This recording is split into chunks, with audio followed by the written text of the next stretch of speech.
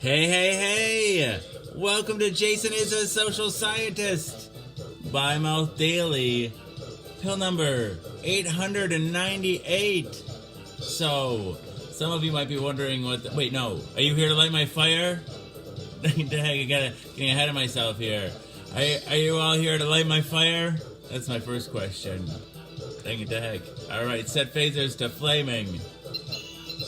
Go gadget, fire! Alright. Now, so some of you might be wondering what this show is about. People often wonder what the show is about. The premise is deceptively simple. I take my HIV medication, live on the book of face each day, in front of friends, family, and strangers. I do so in order to embrace stigma, dispel ignorance, and find support. After 898 pills, 898 shows, a number of bells, whistles, and bows have risen up and around and about the show. The bells, bows, and other people, the people that come back night after night and give me the most valuable resource, their time. To me, that's the most significant thing that's risen up and around and about the show. The community. Therein lies the support that I was looking for.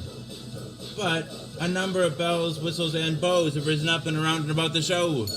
Ding dong bell. Boy, does she now. Hell. Heck! This show has it all. I like to say that it is Cloud Atlas and that it incorporates at least 600 years of entertainment with Edward R. Murrow's radio broadcasts on record and cylinders played on a 19th century Edison home phonograph, along with the nursery rhyme book from my childhood, containing woodcut illustrations from the 15th century. It is, in a sense, also The Matrix. In a previous iteration of the show, I created something I call the Rainbow Tunnel, in which I harnessed the power of Grayskull and the Eye of Thundera, funneling them through a series of warp nacelles, creating a static warp bubble and a subsequent singularity, punching a hole through the fourth wall, across the multiverse, and into the source. The show now takes place in an echo chamber!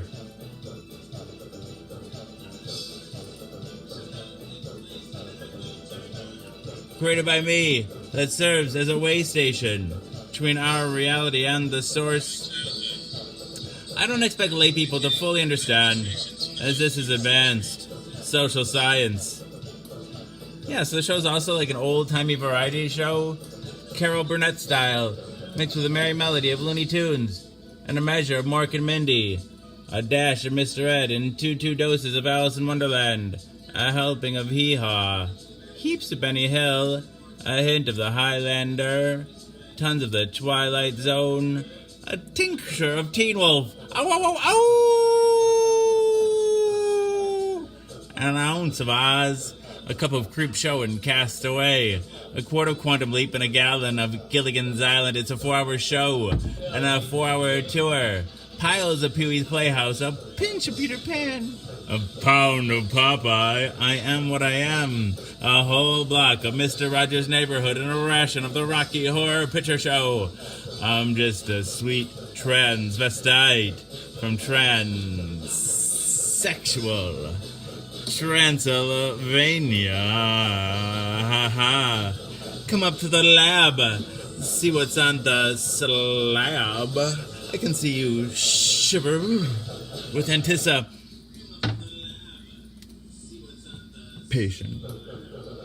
Touch me. I want to be dirty. Thrill me. Chill me. Fill me. Creature of the night. An undone Benjamin Button. A corny ear of Dumbo. A college try of I Spy. A couple of raw strokes of Bob Ross. A spoon full of Mary Poppins. And the full Monty Python. Finally lumping Rick and Morty with a liter of I Love Lucy in the Sky with diamonds and wham bam. Thank you, ma'am. You got the show.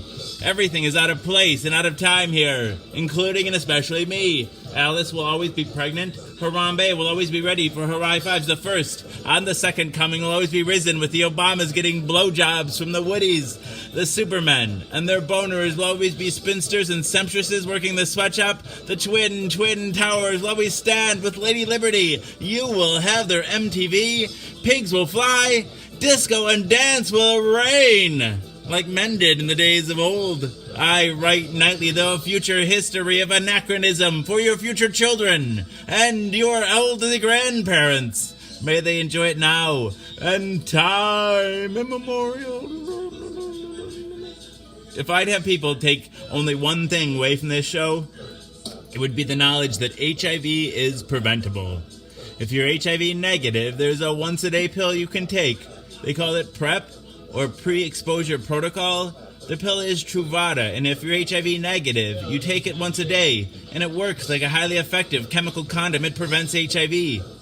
But if you're already HIV positive like me, treatment is prevention. By taking my medication every day and maintaining an undetectable viral load, it makes it so I'm not contagious. U equals U. Undetectable equals untransmissible. You could fuck me bareback all day long and never catch HIV from me. It's a brave new world. The future is now. And it's 1969. Free love. Woo! Hello, everyone. Chris Howard. Cavino. Hello, everybody. Sandy Blythe. Welcome. Sorry I don't say hi right at the beginning. I like to get the premise out right away. That way, if people rewatch the show in a rerun, then they can, when the show starts, they get a sense of what the show's about. Dang it. All right. Welcome, everyone.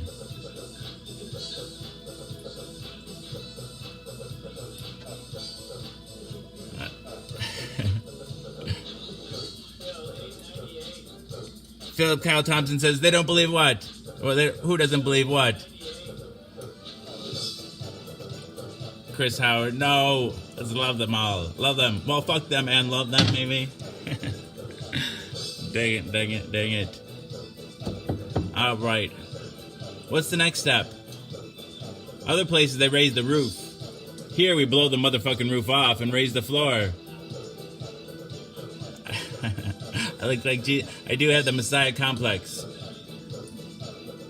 Oh, Philip Kyle Thompson wants a shout out. I miss you too, Audra. Let's raise the floor first, though, here. Bang it and dang it and double dog dang it. Hammer. Screw. Nail. Pound. Construction noises. All right. Beep.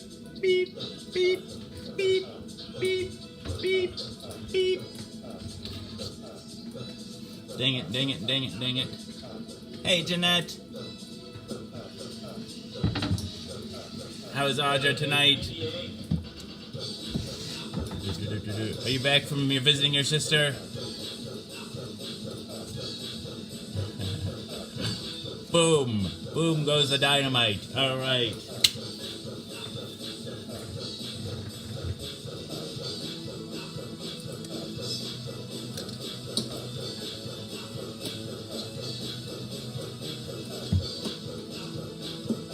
All right. Adam Toerock is back. Jonathan Parker says, oh, all right. Dang it to heck.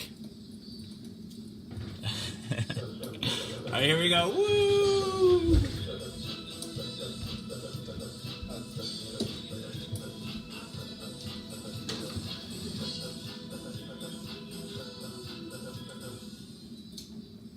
Philip Kyle Thompson, we love you!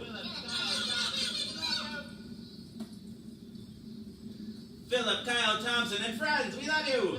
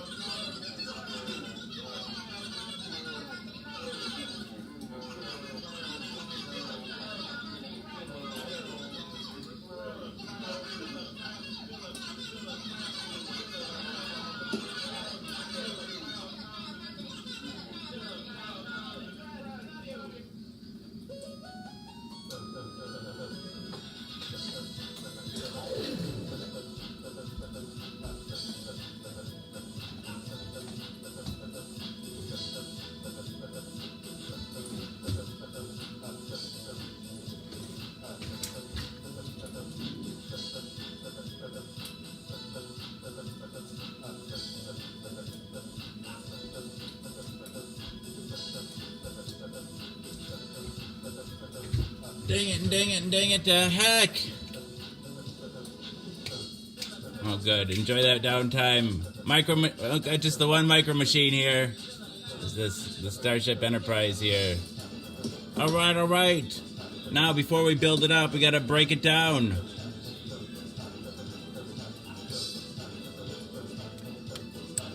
Elizabeth Nas here. Hello.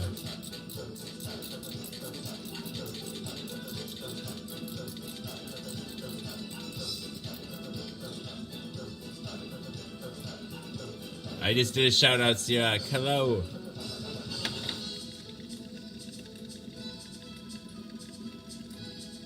Just making funky noises here. Hey, Lee Young, hello. Greetings to you and all the friends.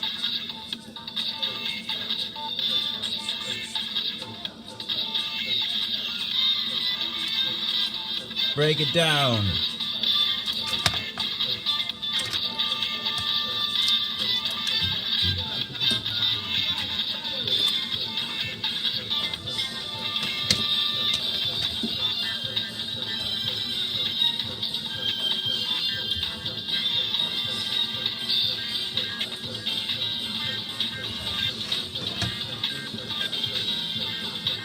I'm surviving.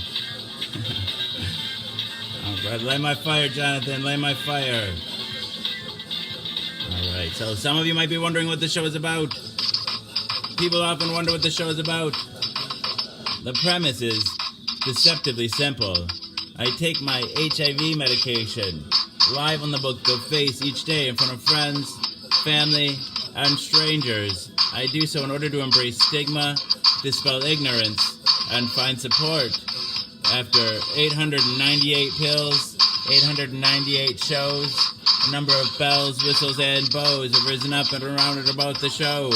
The bells, bows, and other people, the people that come back night after night and give me their most valuable resource, their time. To me, that's the most significant thing that's risen up and around and about the show, the community.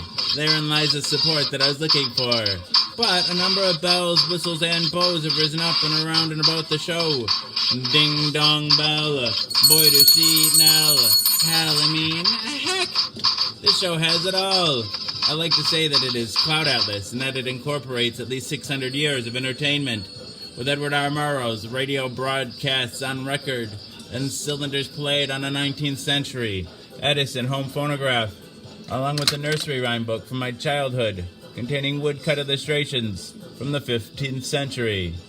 It is, in a sense, also The Matrix.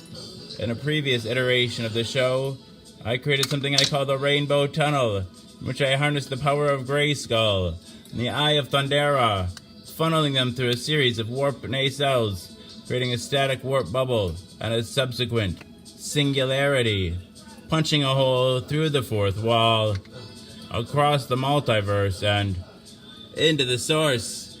The show now takes place in an echo chamber created by me that serves as a way station between our reality and the source. I don't expect lay people to fully understand, as this is advanced social science. Yeah, so the show is also like an old-timey variety show, Carol Burnett style, mixed with a merry melody of Looney Tunes and a measure of Mork and Mindy, a dash of Mr. Ed, and two doses of Alice in Wonderland, a helping of Hee Haw, heaps of Benny Hill, a hint of the Highlander, tons of the Twilight Zone, a tincture of Teen Wolf, an ounce of Oz, a cup of Creep Show and Cast Away, a quart of Quantum Leap, and a gallon of Gilligan's Island. It's a 4-hour show and a 4-hour tour. Thank you, Chris Howard. Hey, Elliot. Communion. Soon we're going to engage in that. Piles of Pee-wee's Playhouse. A pinch of Peter Pan. A pound of Popeye. I am what I am. A whole block of Mr. Rogers' Neighborhood. And a ration of the Rocky Horror Picture Show. I'm just a sweet transvestite from sexual Transylvania. Sweet Chris Howard. Come up to the lab. See what's on the slab. I can see you shiver with anticipation. Touch me. I wanna be dirty. Thrill me. Chill me full. Fill me. Creature of the night. An undone Benjamin Button. A corny ear of Dumbo. A college try of I Spy. A couple of raw strokes of Bob Ross. A spoonful of Mary Poppins and the full Monty Python. Finally, lump in Rick and Morty with a liter of I Love Lucy in the Sky with diamonds and wham bam. Thank you, ma'am. You've got the show. Everything is out of place and out of time here, including and especially me. Alice will always be pregnant. Harambe will always be ready for her high fives. The first on the second coming will always be risen with the Obamas getting blowjobs from the Woodies. The Supermen and their boners will always be spinsters and sumptuouses working the sweatshop. The twin towers will always stand with Lady Liberty. You will have their MTV. Pigs will fly. Disco and dance will reign, like men did in the days of old. I write nightly the future history of anachronism for your future children and your elderly grandparents. May they enjoy it now and time immemorial. Oh, if I'd have people take only one thing away from this show, it would be the knowledge that HIV is preventable. If you're HIV negative, there's a once-a-day pill you can take. They call it PrEP, or pre-exposure protocol. The pill is Truvada, and if you're HIV negative, you take it once a day, and it works like a highly effective chemical condom. It prevents HIV. But if you're already HIV positive like me, treatment is prevention. By taking my medication every day and maintaining an undetectable viral load, it makes it so I'm not contagious. U equals you. Undetectable equals untransmissible. You could fuck me bareback all day long and never catch HIV from me. It's a brave new world. The future is now, and it's 1969. Free love. Woo! All right. So that's the show in a fairly large nutshell. Anybody have any questions? This is ostensibly a question and answer show, so if you have any questions. Hey, Shang is here. Hello. Hello, everyone. Dang it, heck. Alright, let's build it up here. Oh, an e-bike, that's fun. I've never actually ridden one, but I bet you that's better than a regular bike. I can tell you that much. Oh my goodness. Alright.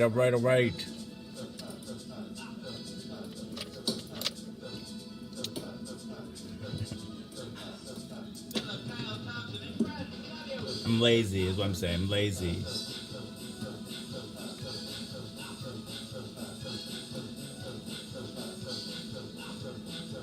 Good to see you too, Shang.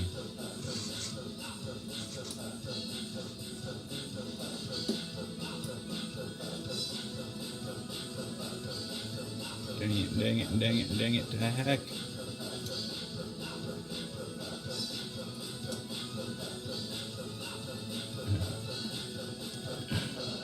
Or a pre-bowl speech, or whatever your persuasion. Dang it, to heck. All right.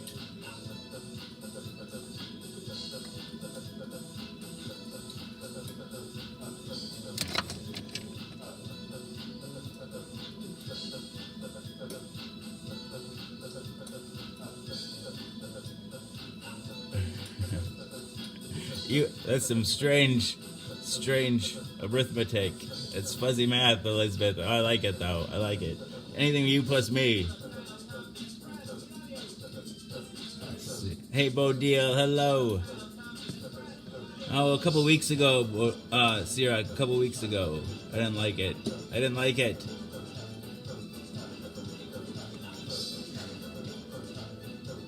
I'm spoiled forever.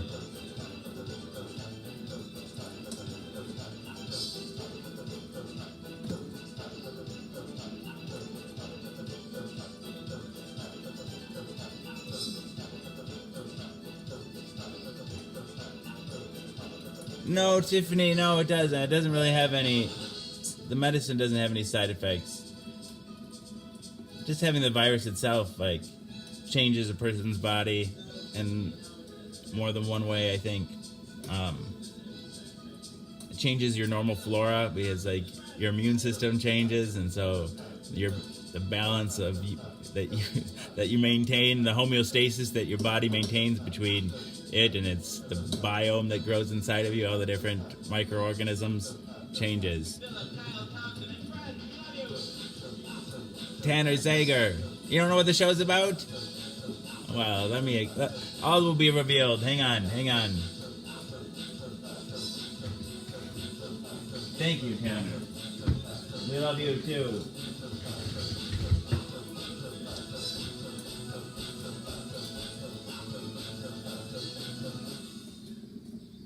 Tanner Zager, we love you!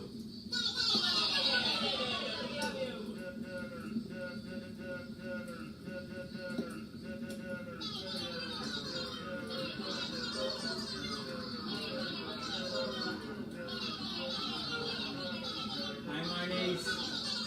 Hey there, Marnice. Hello.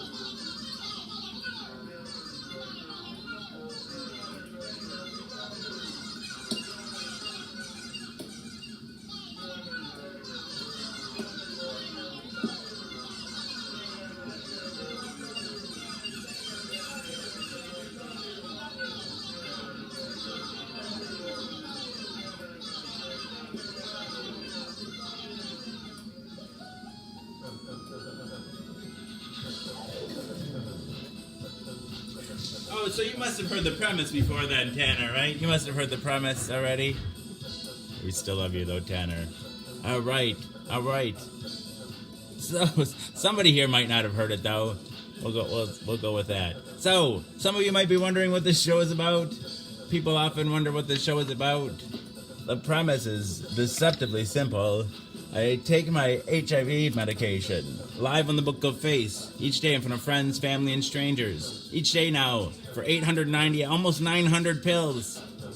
Just a couple of days, it'll be 900 pills. I do so in order to embrace stigma, dispel ignorance, and find support. After 898 pills, 898 shows, a number of bells, whistles, and bows have risen up and around and about the show. The bells, bows, and other people, the people that come back night after night and give me their most valuable resource, their time. To me, that's the most significant thing that's risen up and around and about the show, the community. Therein lies the support that I was looking for. But a number of bells, whistles, and bows have risen up and around and about the show. Right, Chris Howard? That is a lot of pills. A number of bells, whistles, and bows have risen up and around and about the show. Ding dong bell. Boy, does she eat Nell. Hell, I mean, heck, this show has it all. It's almost 1,000 pills.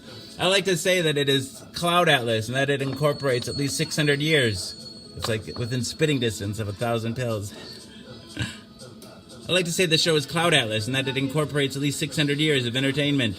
With Edward R. Murrow's radio broadcasts on record and cylinders played on a 19th century Edison home phonograph, along with the nursery rhyme book from my childhood containing woodcut illustrations from the 15th century. It is, in a sense, also The Matrix. On a previous iteration of the show, I created something I call the Rainbow Tunnel, in which I harness the power of Grayskull and the Eye of Thundera, funneling them through a series of warp nacelles, creating a static warp bubble and a subsequent singularity, punching a hole through the fourth wall, across the multiverse, and into the source. The show now takes place in an echo chamber created by me that serves as a way station between our reality and the source. Hey, Laura. Do you have your phone? Did you get a verification number? No. I don't. What's that? Oh, I was just making a... I won't get it till tomorrow on my phone number. Okay, because I'm just verifying this email I made for the boys, but apparently I've made too many email addresses that I can't verify it. Yeah, tomorrow I'll be able to receive it. I don't expect lay people to fully understand, as this is advanced social science. Yeah, so the show's also like an old-timey... She was feeding the dog. I don't expect lay people to fully understand, as this is advanced social science. Yeah, so the show's also like an old-timey variety show, Carol Burnett style, mixed with a merry melody of Looney Tunes and a measure of Mork and Mindy, a dash of Mr. Ed, and two doses of Alice in Wonderland. That couldn't hurt. You're right, Chris Howard. Nanu, a dash of Mr. Ed, and two doses of Alice in Wonderland, a helping of Hee Haw, heaps of Benny Hill, a hint of the Highlander, tons of the Twilight Zone, a tincture of Teen Wolf, an ounce of Oz. Where's my trolley, dang it to heck? Where's my trolley? An ounce of Oz, a cup of Creep Show and Cast Away, a quart of Quantum Leap, and a gallon of Gilligan's Island. It's a 4-hour show and a 4-hour tour.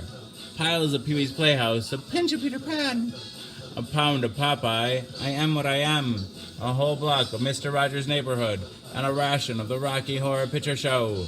I'm just a sweet transvestite from transsexual Transylvania. Ha ha. I'm from Wisconsin. I was born in Baraboo, Wisconsin, and I've lived all of my adult life in Madison, Wisconsin.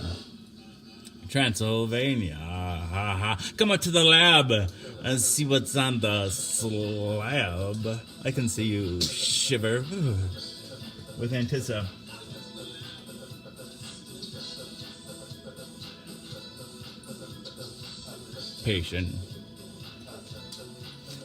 Touch me. I want to be dirty. Thrill me. Chill me. Fall. Fill me, creature of the night, an undone Benjamin Button, a corny ear of Dumbo, a college try of I Spy, couple raw strokes of Bob Ross, a spoonful of Mary Poppins, and the full Monty Python. Finally lump in Rick and Morty with a liter of I Love Lucy in the Sky with diamonds and wham bam. Thank you, ma'am. You've got the show. Everything is out of place and out of time here, including and especially me. Alice will always be pregnant. Harambe will always be ready for her high fives. Flex on? I don't know what that is. I hope you didn't trick me into saying something terrible. Harambe will always be ready for her high fives at first. And the second coming will always be risen with the Obamas getting blowjobs from the Woodies. The Supermen and their boners will always be spinsters and sempstresses working the sweatshop. The Twin Towers. Good night, Chris. Thanks for being here. The Twin Towers will always stand with Lady Liberty. You will have their MTV. Pigs will fly. Disco and dance will reign. Like men did in the days of old. I write nightly the future history of anachronism for your future children and your elderly grandparents. May they enjoy it now and time immemorial. Let's see, it's supposed to snow this weekend. Anyway, if I'd have people take only one thing away from this show, it would be the knowledge that HIV is preventable.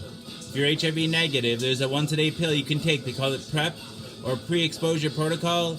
The pill is Truvada, and if you're HIV negative, you take it once a day, and it works like a highly effective chemical condom. It prevents HIV. But if you're already HIV positive like me, treatment is prevention. By taking my medication every day and maintaining an undetectable viral load, it makes it so I'm not contagious. U equals you. Undetectable equals untransmissible. You could fuck me bareback all day long and never catch HIV from me. It's a brave new world. The future is now. And it's 1969. Free love. Oh, thank you, Jacob Gregory. Thank you.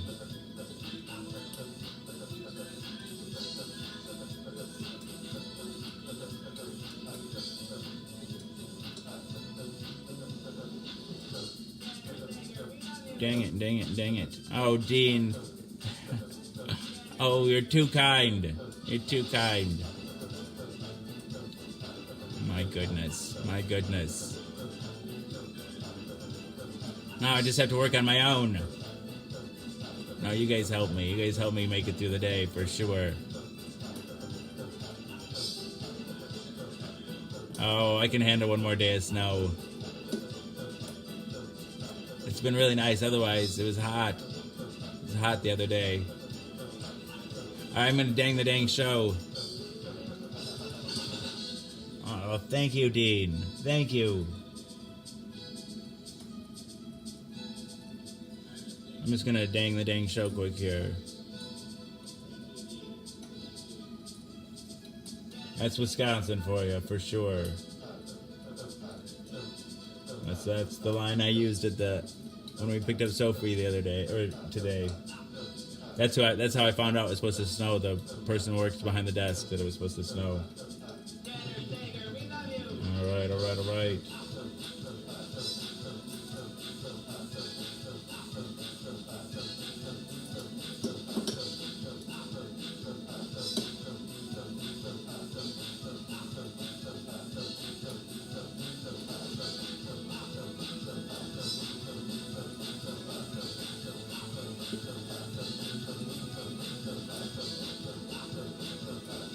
All right, let's see. Dang the dang show. Where are we going to?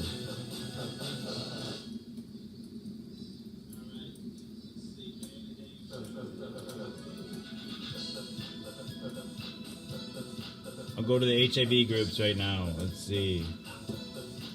HIV, the Digital Living Quilt, Advocacy for HIV/AIDS, the Voice of HIV, HIV Education and Support.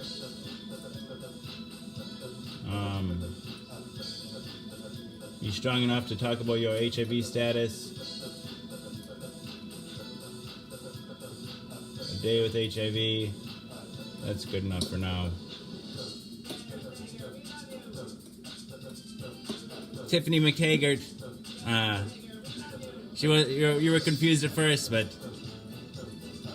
came to appreciate it.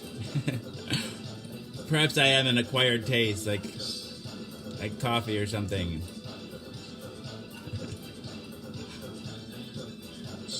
Come across tastes a little bitter at first. Like coffee or something.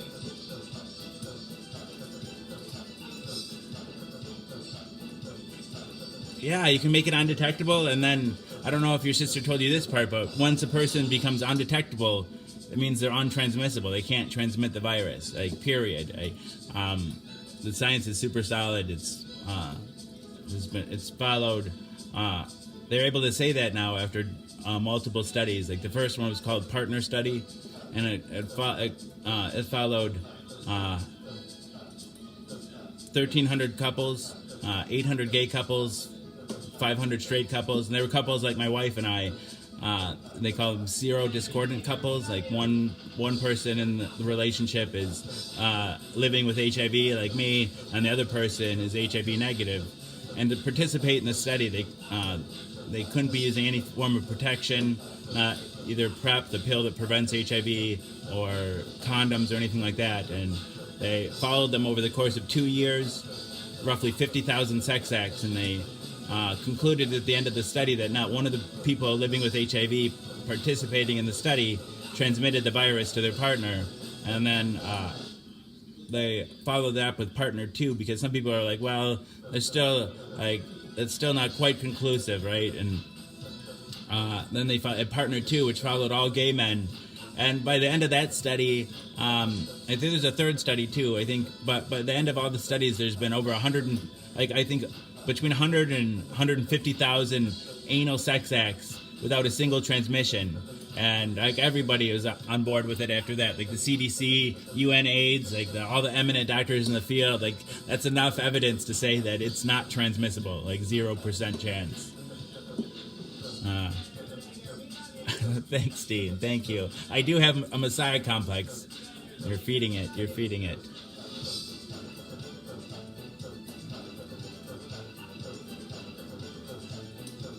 You have something close. You have which virus is that, Elizabeth? Now you have HIV. I didn't know that. Is that what you're saying?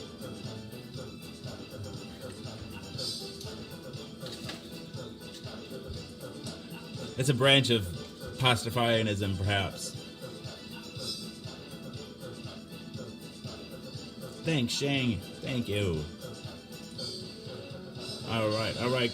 Now go Gadget mini fireplace. Are you all here to light my fire?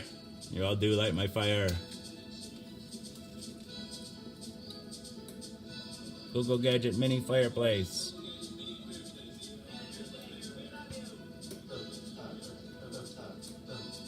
All right, it's about time for a dab. Oh, new words of the day, and then it's time for a dab.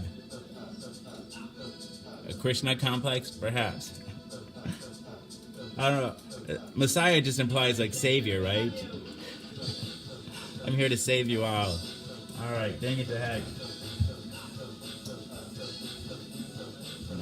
No, we're all the same person. We all have it in us to be kind to one another. Dang it.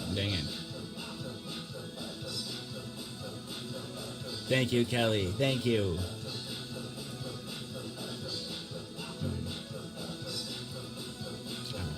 Oh, it's close.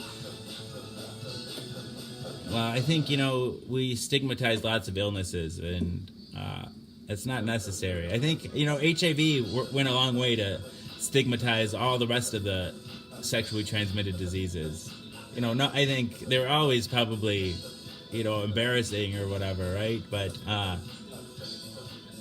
I think, like, the idea that I just think that the mortality that HIV, it just creates such a furor of fear, just fury of fear. I don't know, but anyway, I think it decreased the stigma on all sexually transmitted diseases, and they're really like all other diseases. You get it, you get better, and you move on with your life. And almost, most of all the other ones besides HIV are, including HIV, they're eminently treatable, if not curable. And I think for some reason, if you catch it with your genitals, it's just so much worse in people's minds. Like herpes, for instance. There's like the herpes virus. It's very similar to the chickenpox virus.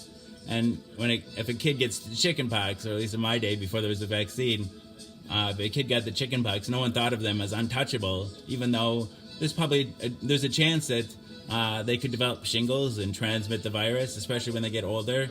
But no one thinks of them as untouchable or dirty. Anyway. Yeah, the majority of people, it's just no one talks about it, and there's so much shame around it.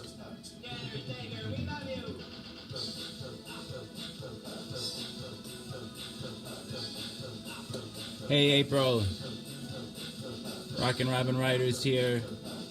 It's so nice to see everyone. Alright, new words of the day. I like all of you. You're all so beautiful.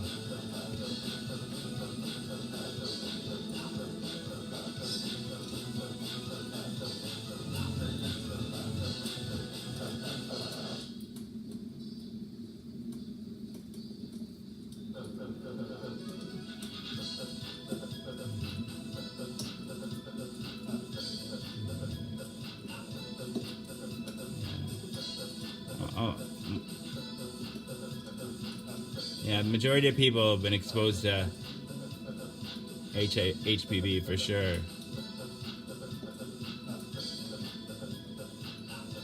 Something I live with as well. Dang it to heck. Alright, world.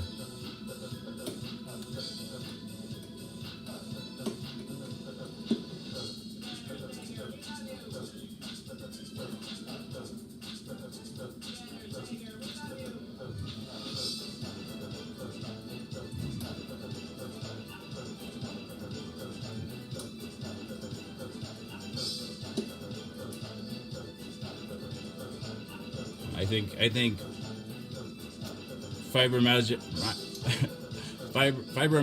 or not, I think shingles is painful. But they have medications that treat it.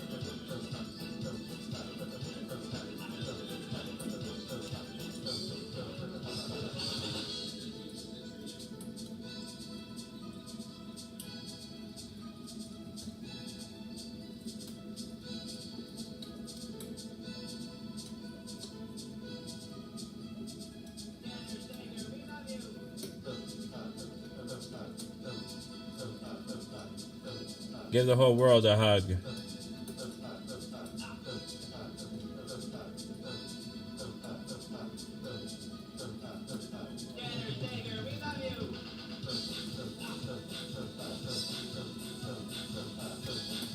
I had a breakout of shingles, and it wasn't painful at all. I think it was just a reaction to my when my insurance lapsed and I missed the pill for like 4 days. I think the virus restarting in my body was like threw my body for a loop, and I got a painless breakout of shingles on my back here. I think it's just like enough to like start the breakout, but not enough to like cause real or serious one. Anyway, now it's time for a dab.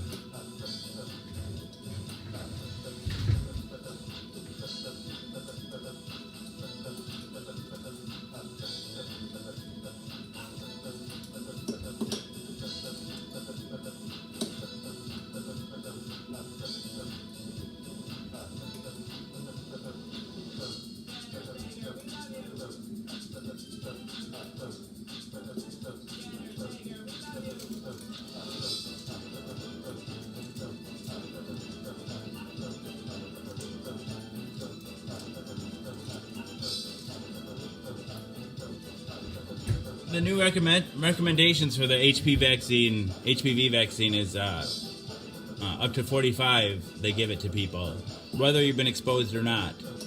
And so I think it's a good idea for all of you to go get the vaccine.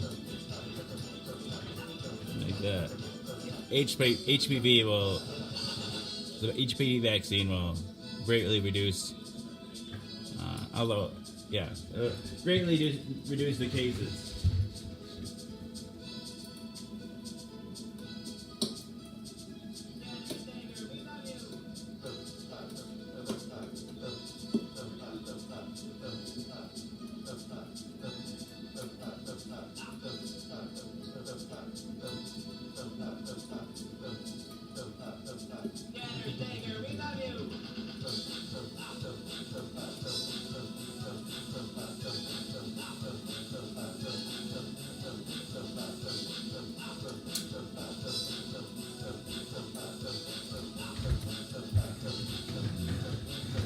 You're welcome, Shang. You're welcome.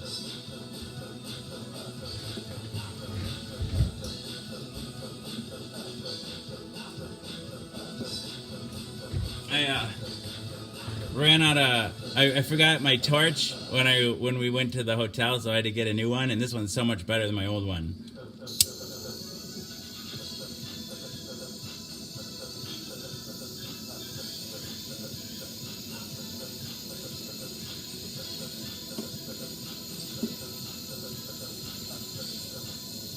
Hey, Rockin' Robin.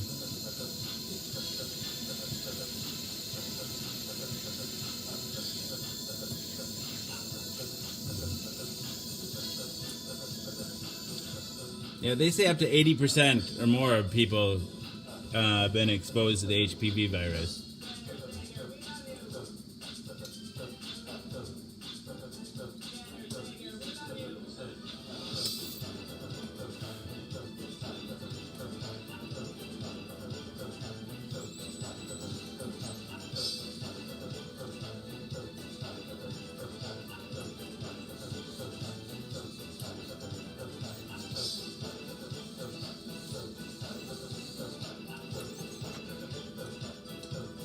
Hey, Callie. Is it Kaylee or Callie? Kaylee, probably. Sorry. It's nice to see you.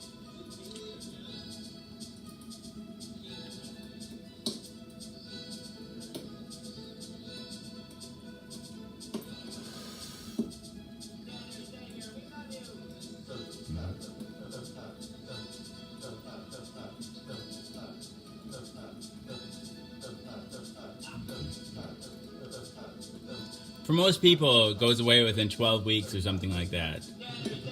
For most people, their immune system and their body is able to keep it under control.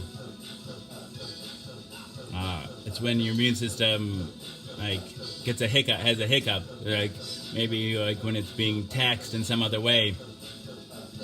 That's when you might have an outbreak. Hi. What are you doing up?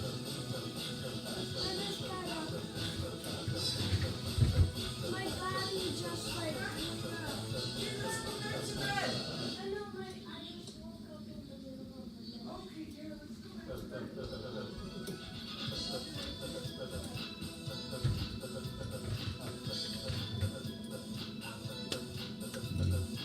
I do, Kaylee, I do. The timing could have been worse.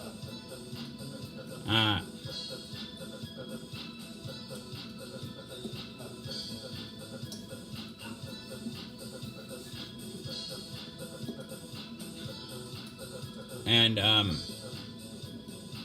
I was thinking, like, when I was dealing with my outbreak, right? The doctor at the ARCW said he had a patient with HIV that had warts, like, from head to toe. Like, it was completely disfiguring all over his face and everywhere. And it was like his HIV wasn't controlled at all. He hadn't been taking his medication, and he got on pills, and the HIV, got the HIV under control and his immune system back in order, and they went completely away. All of them disappeared. Hey, Anthony.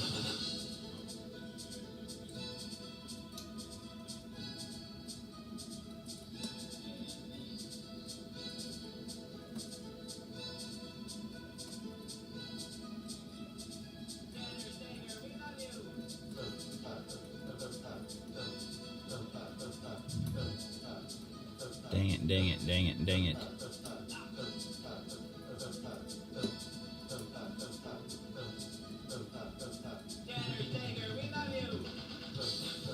I don't know, it's just unnamed. It's unnamed. I didn't get a name on it.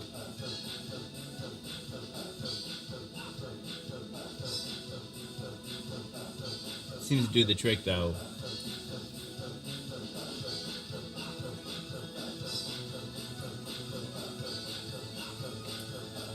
Let's see. Any questions or any answers?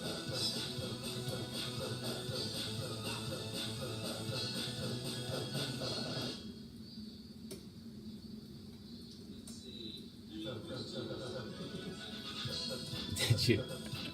That's contagious, Kaylee. It's contagious.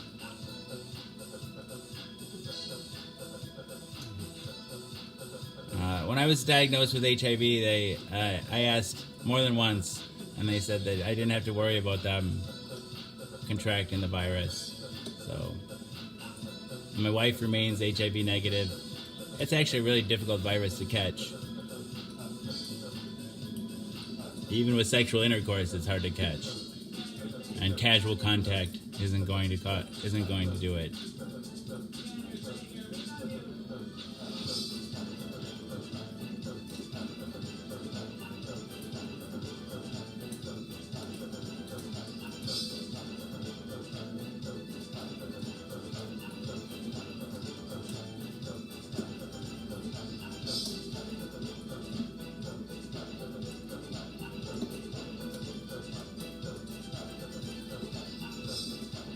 It does for me too, Tiffany.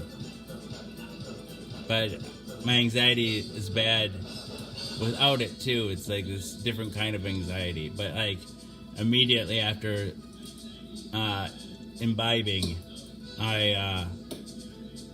what happens to me? Oh, I get like not every time, but sometimes I just get like this. Oh my God! And I realize I'm gonna die. Like someday I'm gonna die, and it's terrifying. I love you too, Rockin' Robin. Steals my breath away.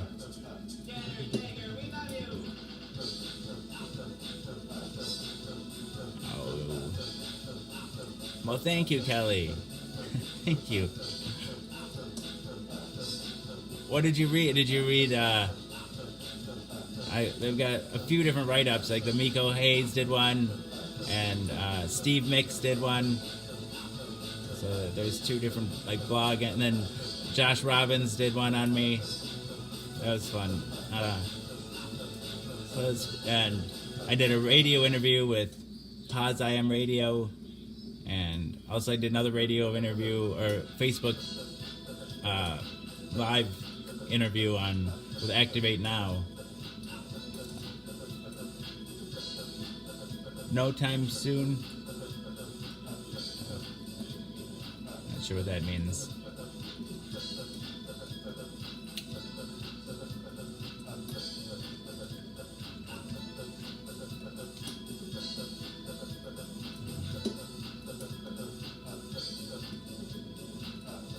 Sometimes I feel like I'm too weird for the advocacy community, though. Too edgy or something.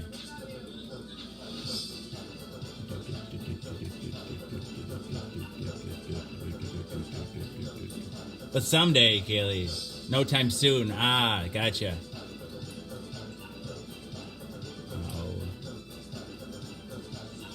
Oh, thank you, Kelly.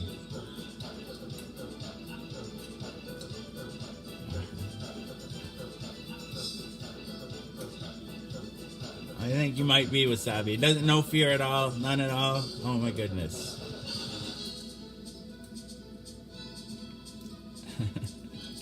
I try, Kelly.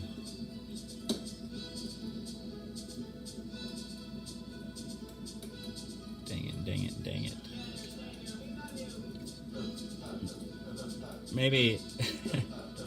Maybe one more time for a dab. No, I think sometimes I've heard the criticism, like things like doing dabs is like reduces the reach of my message, and to that I say, I think authenticity is really important, and also like the face of HIV, like it's true that substance use is at higher rates with people with HIV, and so I'm the face of HIV patients, right? Or at least I'm the face of me. I only represent myself, really. But I think the stigma of substance use is almost as great, if not greater, than that of HIV. Both are criminalized, and until people stand up and say, "It's me. This is me, and I'm a human being, and I, maybe a person you could empathize with, and I do dabs, and I have HIV. So maybe other people that do dabs, maybe other people that have HIV, or other people with mental illness, or maybe they're human too."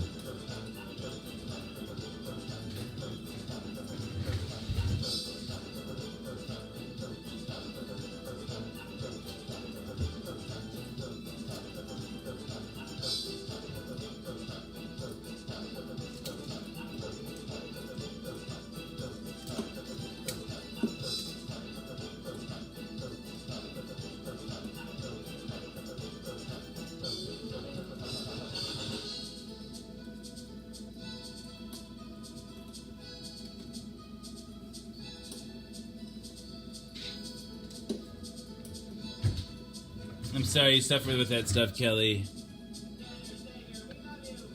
I probably contribute to your insomnia, April. Oh no, that is gutting. Although, somebody gave me this. A friend of the show gave me this nectar collector, and I won't go back to dab pens anymore. I love this thing.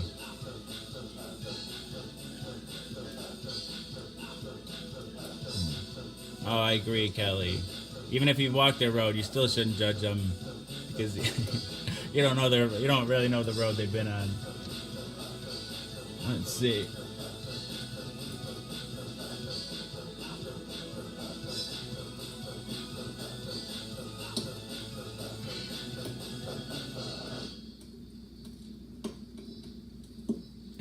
I think we got a new governor, so we just need a new legislature, and I think we could have.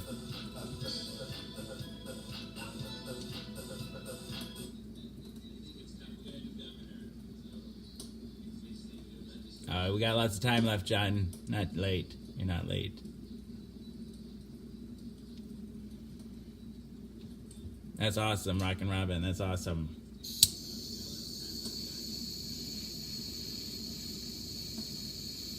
No, I really feel like it's a medicine for me anyway. I do.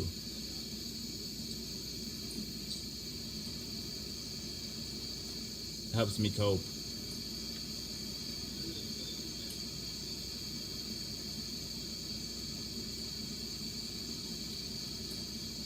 Good morning, Jason. Welcome to my new London CT.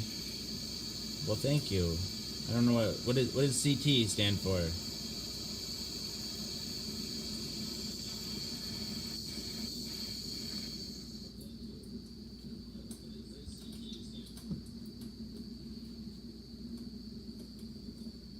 Hug and World, those are good ones, right?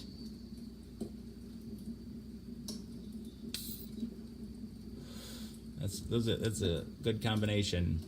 I want to hug the world.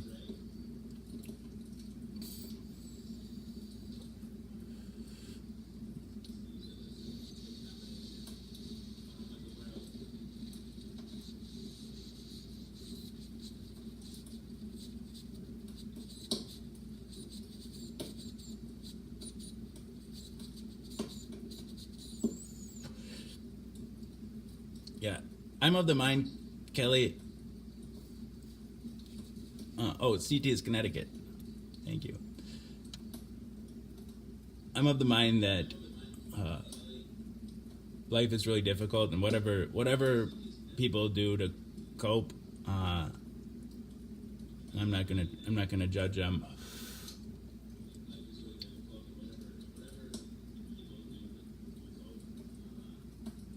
I just think the stigmatization and criminalization of substances is a far bigger scourge on society than any substance will ever be.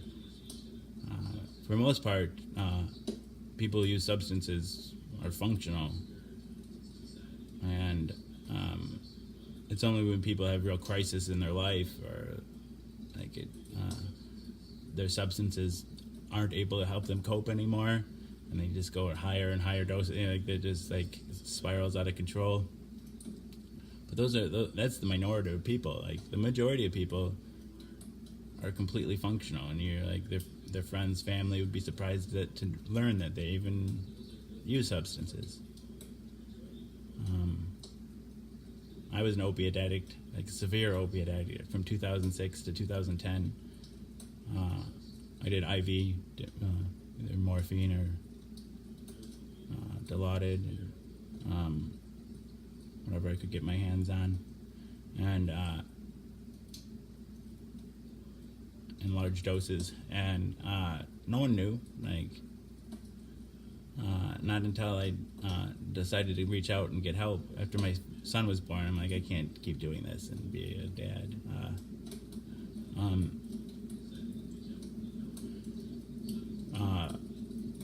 And I think that's the case for the majority of users. The picture of Skid Row, I think that's the face that people like to portray on it.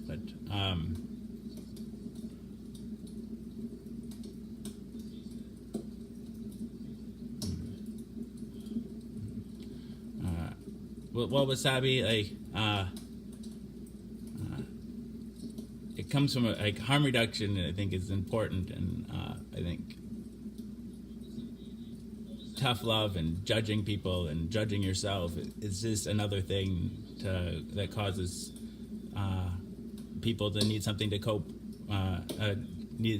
because it's just more psychic pain. I think you have to learn how to forgive yourself and deal with your issues. I think that's rather than sitting around flogging yourself and beating up at yourself. It's deal with what's causing the pain in the first place, because there's something there that's that you're not dealing with, that you're trying to cope with.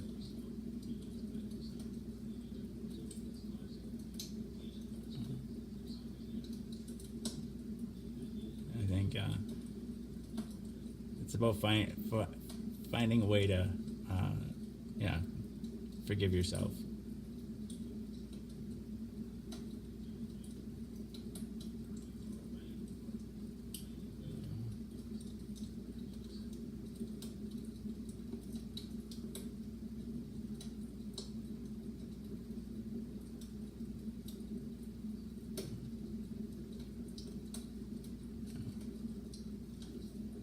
I think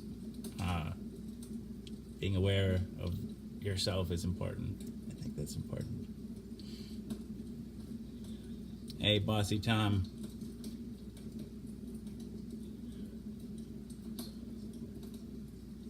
I think focusing on the substances obscures what the real problem is. Like,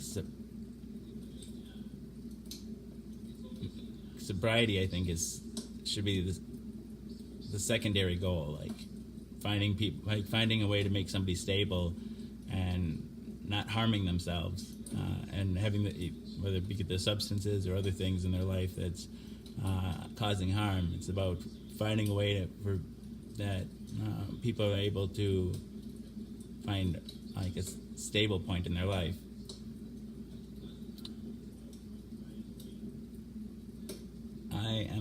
I'm from Wisconsin, Ron.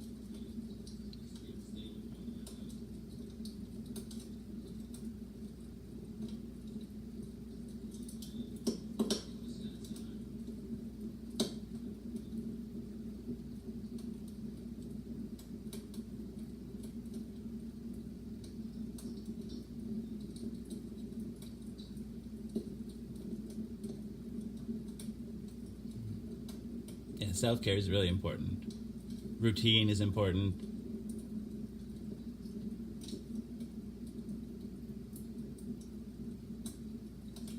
I could be better at it, but going to bed at the same time every day, getting up at the same time, eating meals at the same time.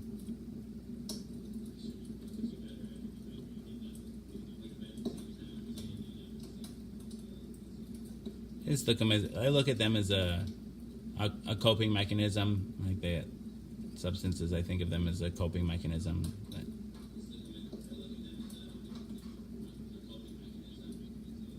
One like that has consequences.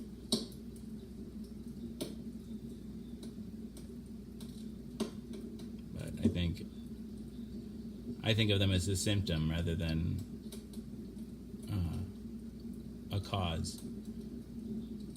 I think in the vast majority of people, there's some other underlying cause that they're not coping in their life for some reason. Trauma, I don't know, just grief, depression, something in their life is just too big to cope with, so they numb it with substances. And modern medicine comes in and says, "Oh, this is the problem. You have substance use. Let's get rid of the substances." And then what are people left with? It's just all the psychic pain. Like a holistic approach will deal with the psychic pain, and then the substance use will naturally, as a consequence of not needing to numb yourself. I think the example in my life is my kids being born. And my parents' death was the cause, that was the grief, and what I needed to numb, the pain I needed to numb, and having kids, gave me something else to live for. So I don't know, it's just important to find a way to deal with like you said, deal with your shit and find some reason to give you joy in your life or purpose. It's hard. It's a tall order, I know. I think that's why a lot of people turn to God. I think that's why 12-step is really popular. Probably, I don't know.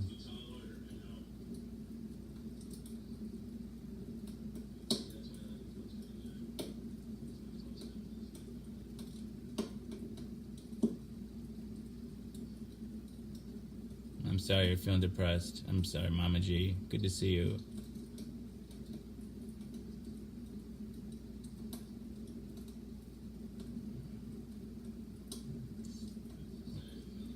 really painful, Kelly.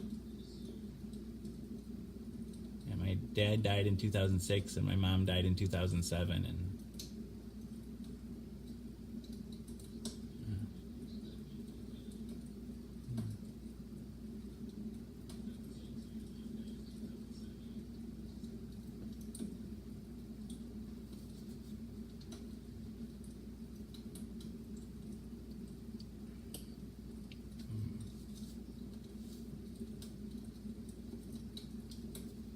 it's been a while since we gave Mama G a shout out. How we do that?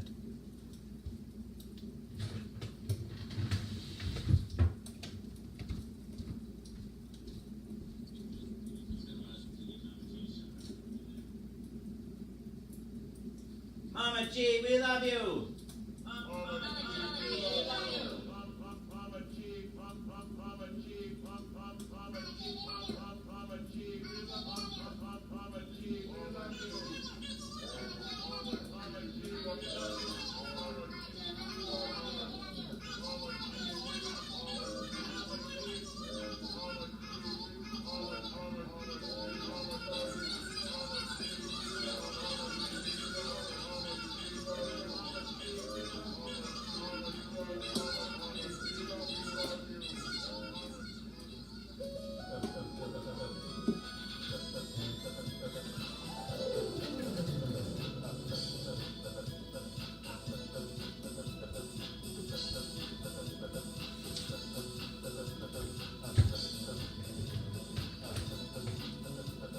Isn't it work night for you, Wasabi? You're up late.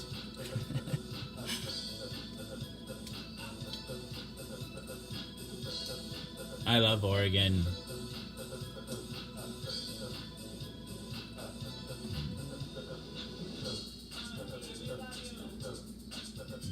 I hope you can find it, Kelly.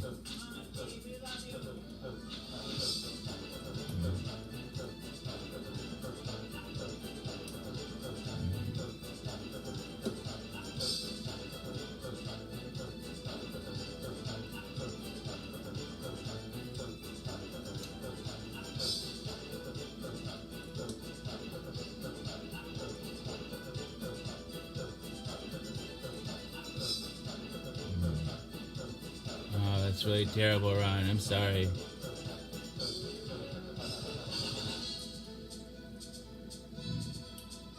It's super recent.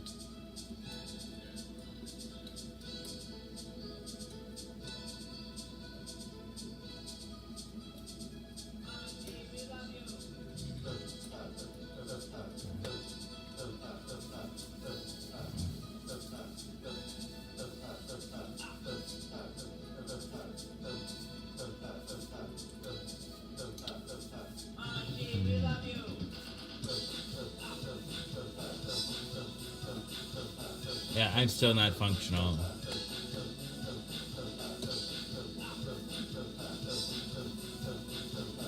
The death of my parents sent me into. I was 28, I think, at the time.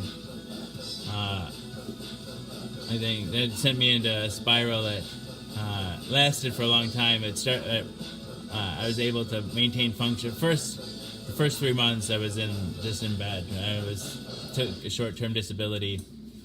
And then I was just kind of in a downward spiral until my kids were born. I kind of stabilized for a while.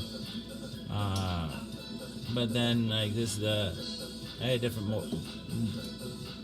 like, I think trauma of coming out to the world and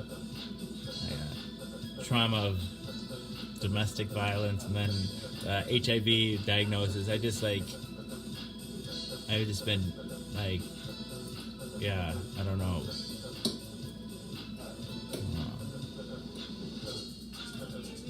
I just have, like, so much anxiety about being around people.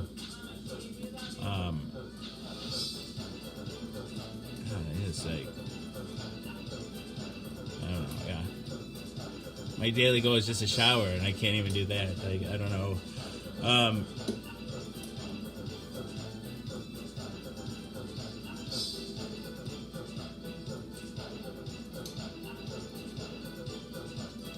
don't know. I did finally get a lawyer, though. I got a lawyer somebody to represent me, so right at the last minute.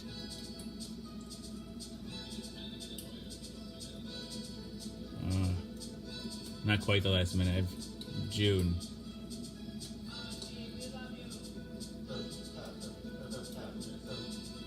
I didn't even remember Wasabi. That was so long ago. That's so long ago. I don't remember. I don't think you said anything that bad. I don't remember you being a raging homophobe or anything.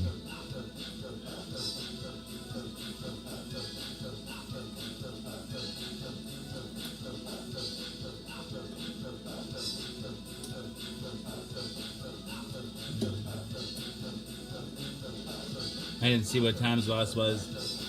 That's why life is just. That's why life is just so. I think that's why I say mental illness is universal. Like, I don't know. Like, we all are predestined to like suffer.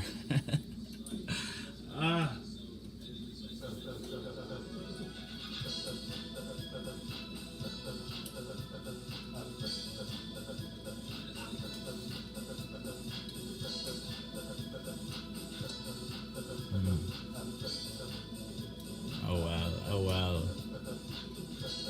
When I was a kid, I used to call things gay as an insult. But I don't know. Eventually that soured in my mouth. when I realized I was into guys, I was like, oh, I don't like saying that anymore.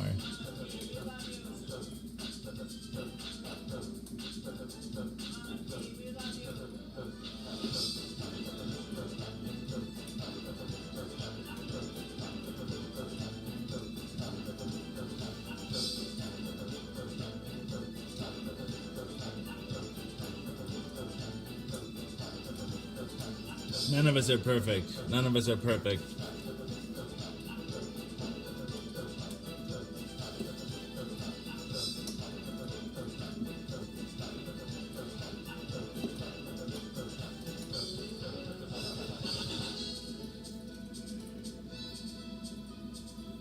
I hope it goes well.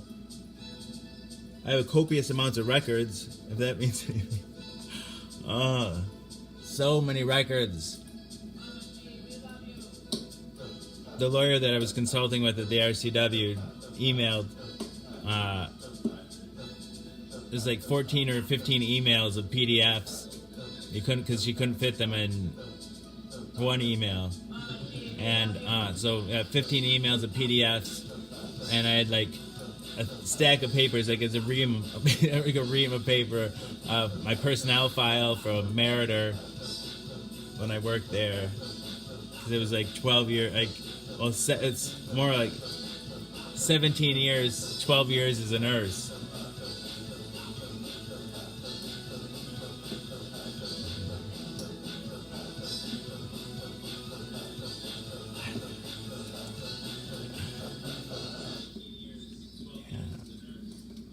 I don't get why.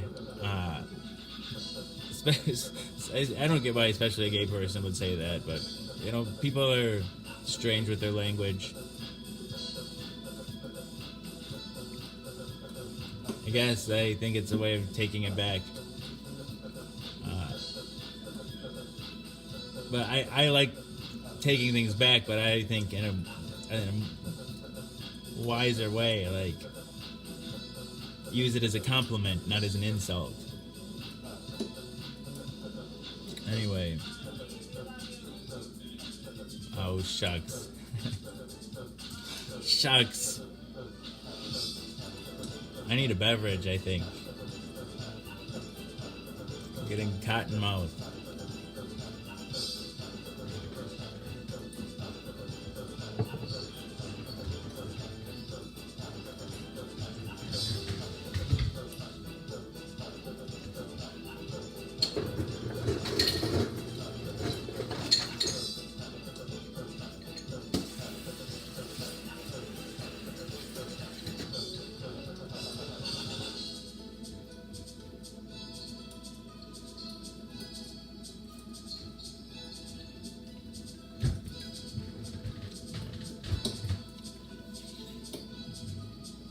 Thank you, Rockin' Robin. Well, that's what real smile does. Use lots of muscles, I think. Now I'm blushing.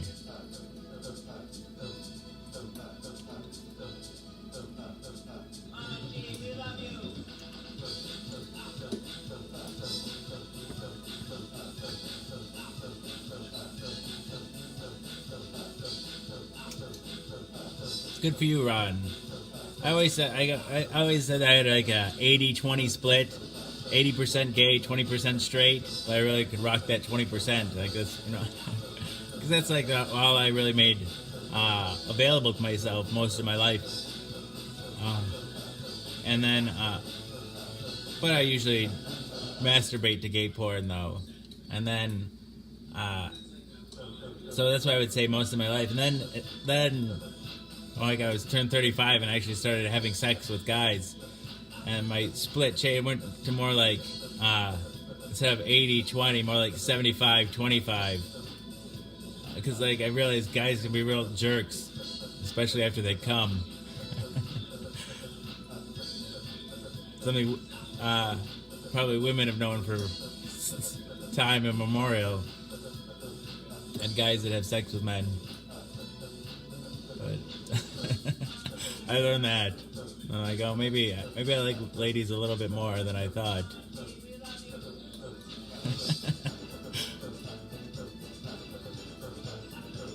I like it. I like it. I love it, Wasabi. I love you, man. Really, I haven't been watching the news the past few days. My cable expired, so I haven't been watching MSNBC. That's all they ever talk about. I haven't even looked at Apple News.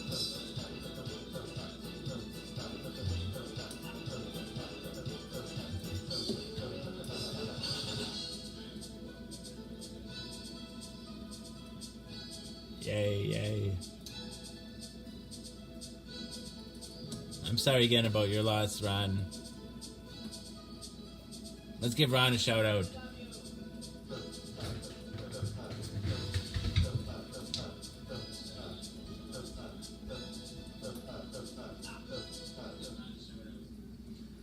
Ron Gasca, we love you!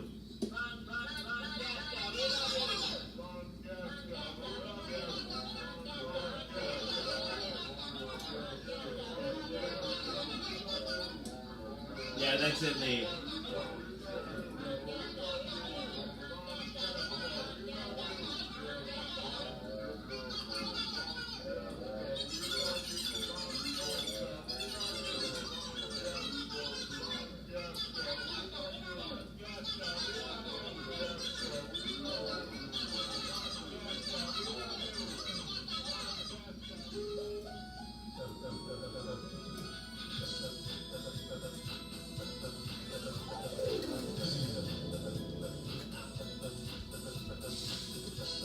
That's it, Lee. And that, and the guy that I lived with is like just a real jerk too, real rapey, and I don't know, really into himself.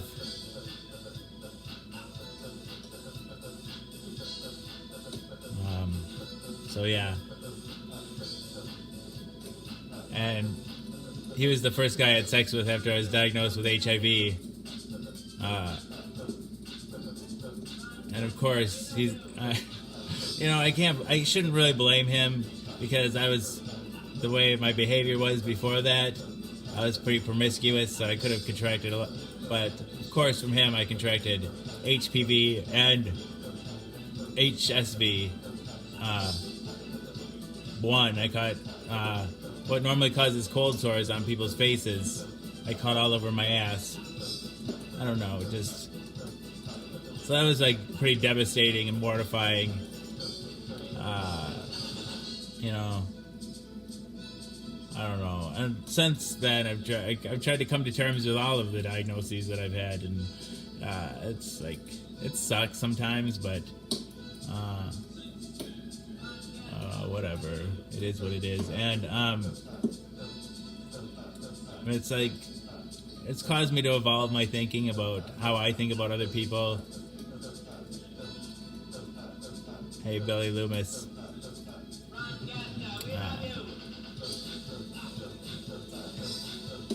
hard to talk about. Oh, I guess I was gonna say it's hard to talk about STDs and laugh about having STDs and laugh, and then I just laughed. So,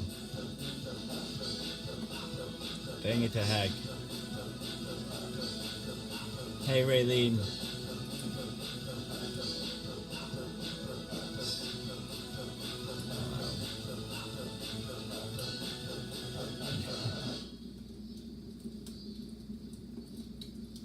I was living with the person.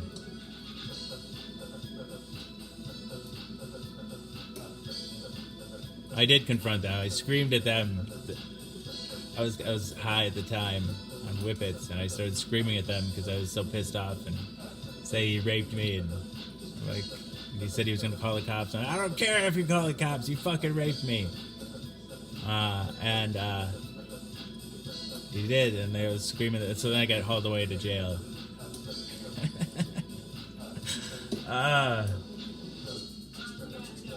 Hey, Brenda. That was it. They dropped the charges, though.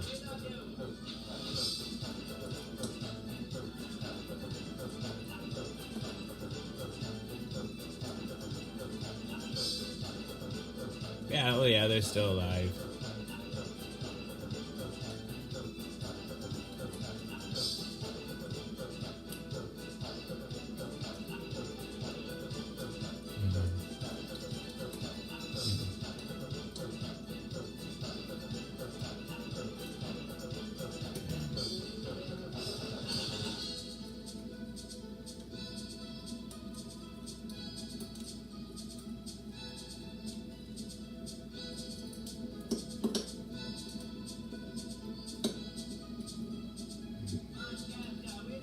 Other people, I've said it before here, so a few people.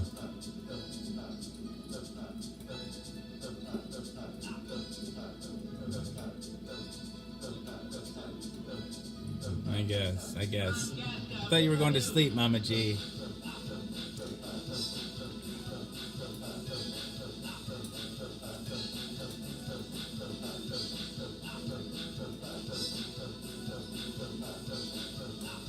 Oh, it's all good, Billy. It's all good, Billy Loomis. No apologies necessary. It's all good for. I'm all in for a good laugh.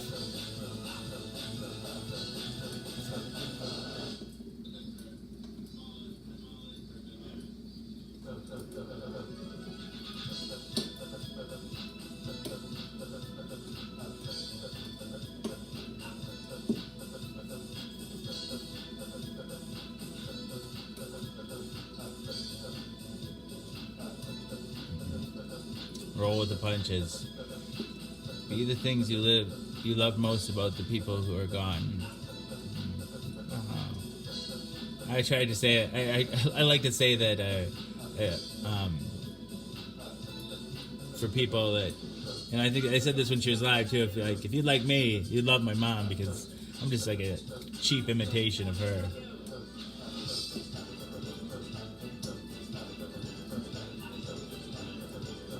Good night, Mama G.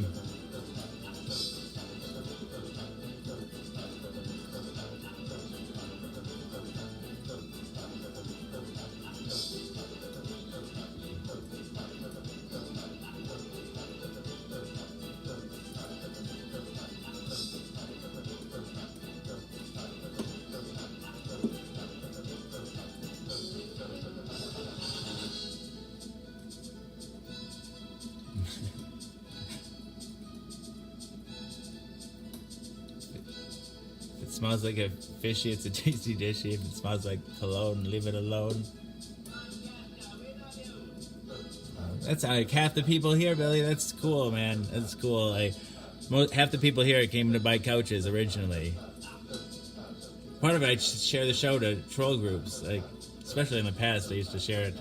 Now other people take care of that for me. So the troll end is taken care of usually.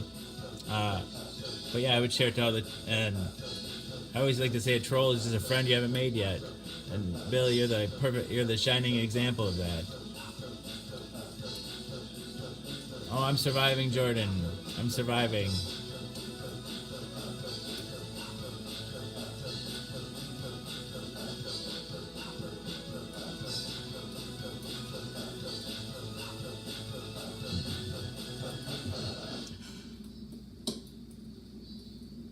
It's fun. It's fun watching people. People have been playing I Spy like for a good amount of time lately, and it's fun to watch people just name all the things on the screen.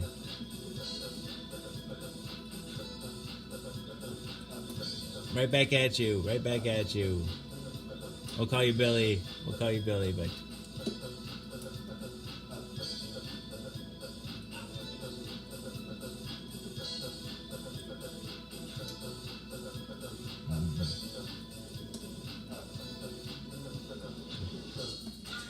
You never catch the daytime.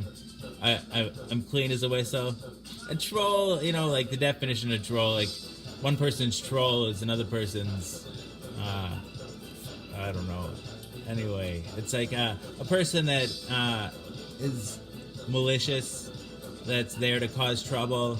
There's like trolls that are like not as malicious as like a real, like an evil troll will be like into doxing people, which is like looking up people's real life information and contacting their friends and relatives, contacting their employers, like just like I don't know. That's like the really extreme end of trolling, and then others like just like coming in and asking to buy a couch. You know, like they go to live feeds and say Ashanti sent them and they want to buy a couch and ask people to put shoes on their heads and dang it. Which one? Which Donald Trump? Let's see.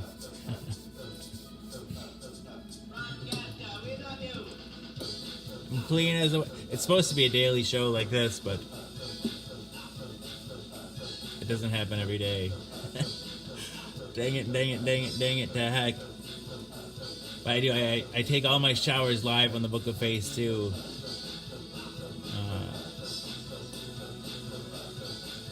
Like one of the things, like when I decided I wanted to do another show besides this one, I was about 70 pills into this show, and I decided, hey, I don't want to wait 22 hours or whatever to see you guys. I need to see you guys in the daytime too. I don't want to wait all that time. And I think it was like racking my brain, trying to think. All right, well, what else is interesting about you, Jason? What else is interesting about? I'm just about to tell you, Lee. Just about to tell you. What else is interesting about you, other than the fact that you take these showers take this pill every day? And I'm like, okay, well, I want to have a daytime show. All right, mental illness, of course. That's what jumped into my head. I want to have a show about mental illness, and because I'm a registered nurse. I worked for 12 years in an inpatient psychiatric unit. Became board certified in psychiatry, and so I'm a mental health professional, right? But I'm also a patient. I've had 5 of my own psychiatric hospitalizations, suicidal ideation, kind of suicidal gestures before. And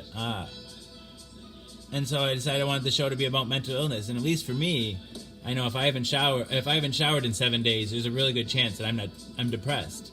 So for me, not showering is depression. Not checking the mail, not going out with friends, not going to work, not missing a appointment. That's what life is with depression. It's a series of missed appointments and disappointments. And rather than beating up on myself for all the shit that I'm not doing, I pick one small achievable goal, and for me that goal is to shower.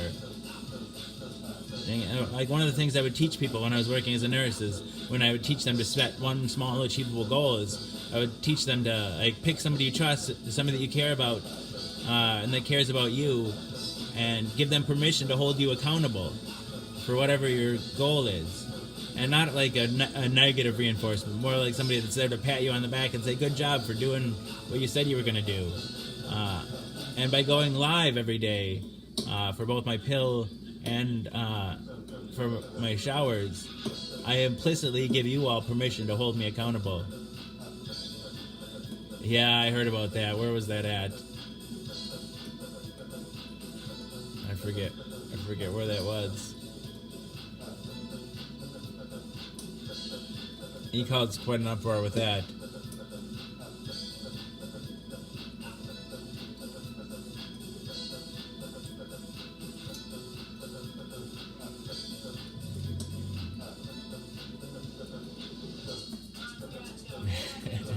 Come blow me. I've only had one. Is it just one guest in the shower? But I'm open to having more guests. That's okay.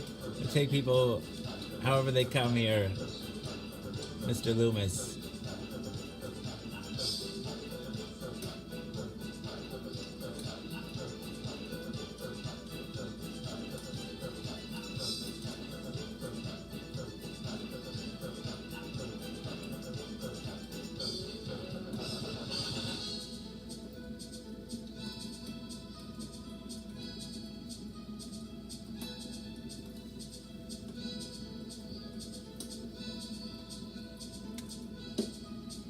Any other questions? Answers?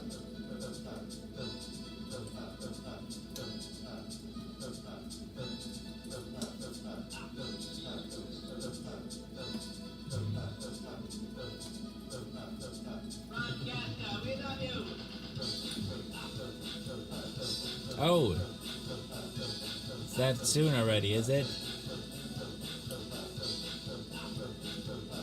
Joy Behar from The View.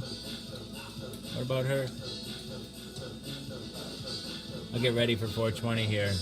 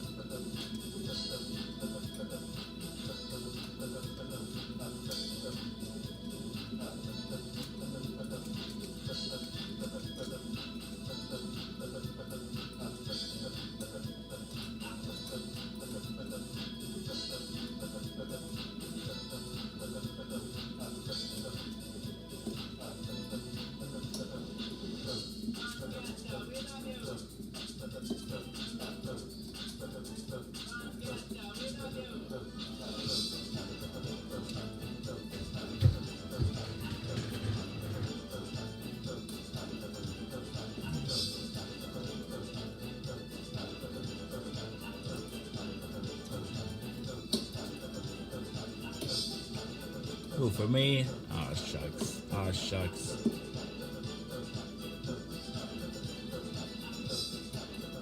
I think we're gonna read a story tonight, maybe. We haven't read a story for a while. We got 2 stories left.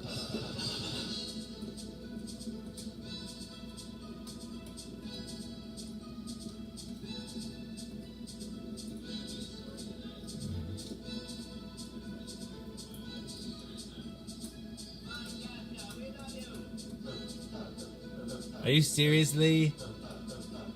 Oh my goodness. What is she like? Stuck in like. Shoot! Laura did say a card came. I was gonna open on the show and then we left for vacation. I gotta find it. I didn't know who it was from, Mama G.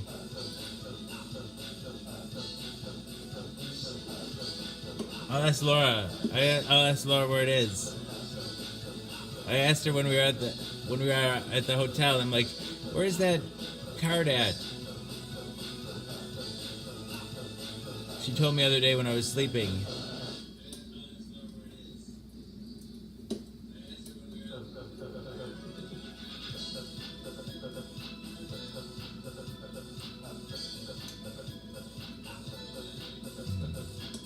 Well, still, I wanted to open it.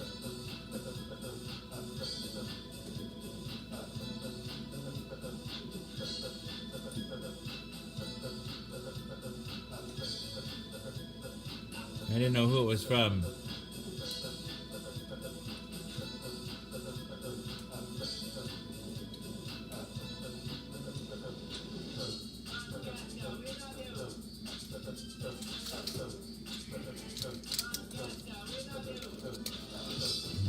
Believe it when I see it, Mama G. Why don't you stay for I'll dance you? I got another hour left or something.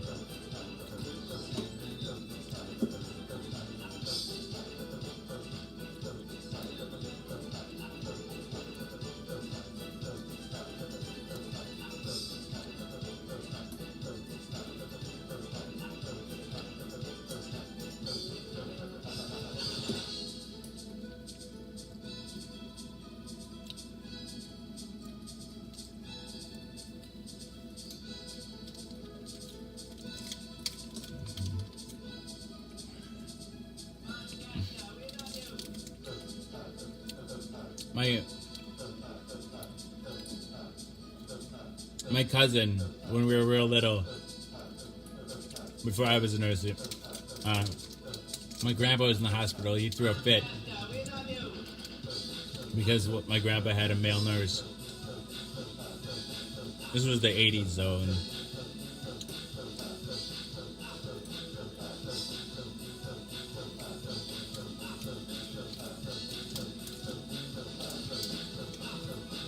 I appreciate that, Billy.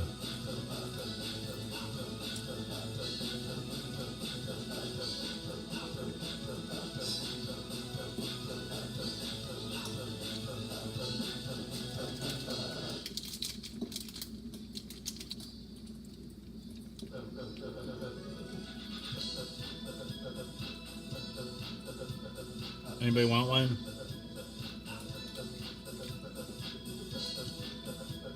Everybody knows it, Lee. That's a objective truth.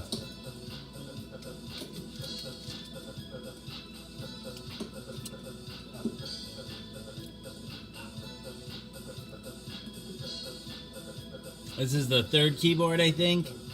Third or fourth.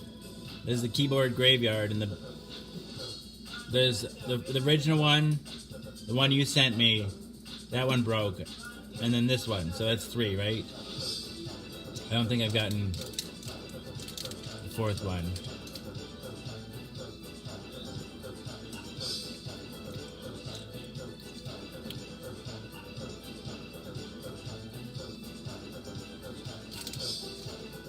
What am I sucking, John? Send me pictures first. I'll let you know.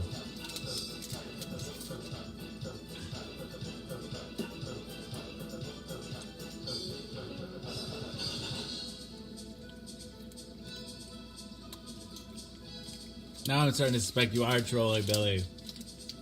That's alright. You ever heard of the phrase, the lady doth protest too much, methinks?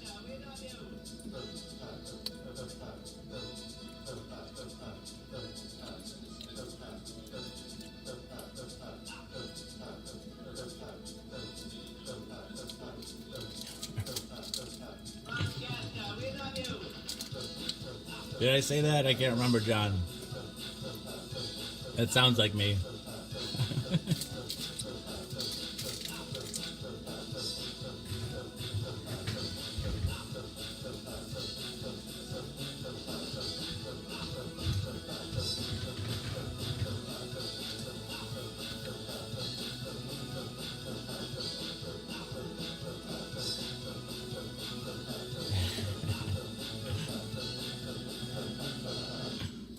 I feel I must, though. I would stop, but I feel I must.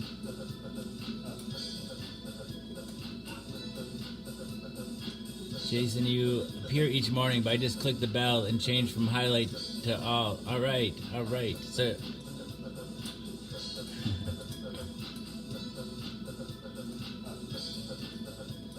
I knew it, Mama G.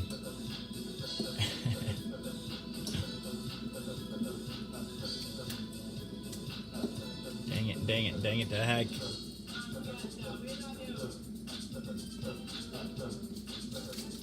Just one more pack of Sweet Tart bunnies. I'm eating Sweet Tart sour bunny gummies. Bunny and gummy almost rhyme.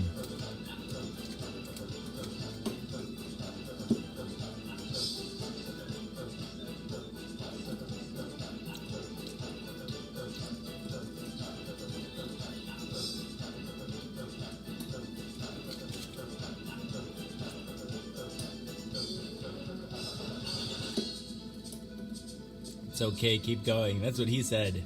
And she said. That's what they all say.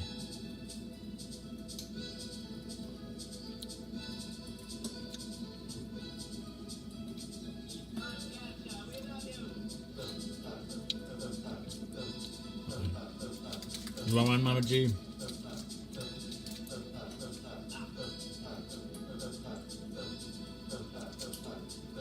I'm against it, Lee.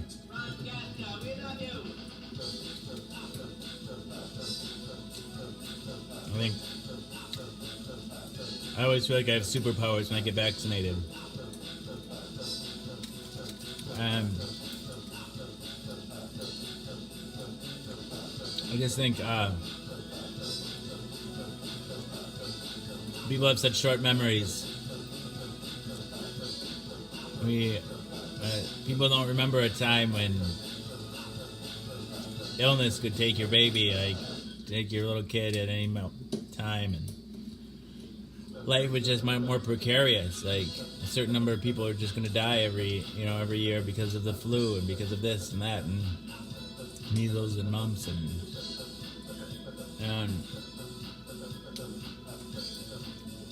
yeah, I just think it's a real danger to society. No, we bought a bunch of Easter candy on sale for Alex's birthday party piñata. We have so much candy.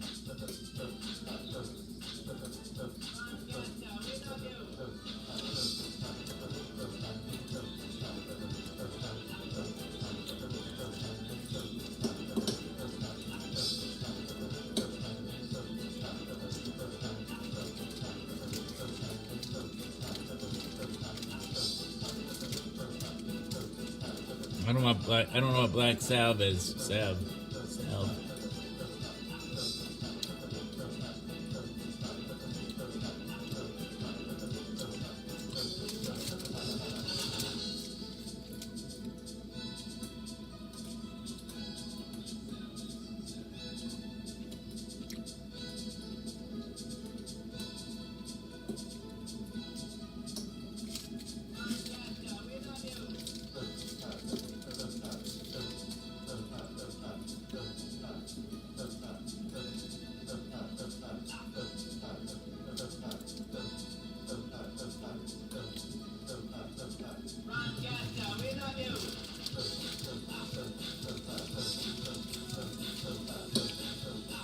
Why can't you have bunny gummies where you're at?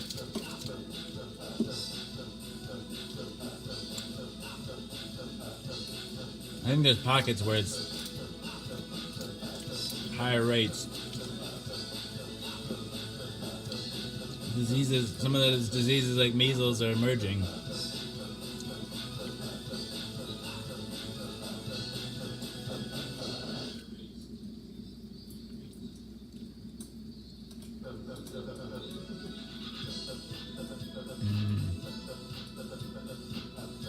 Hey, Amanda. Oh, this is the first time I've ever seen bunny gummies.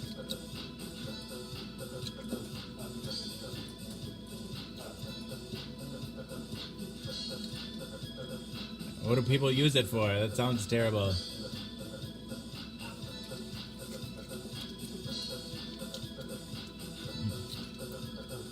I don't pay for dick pics. Sorry, John.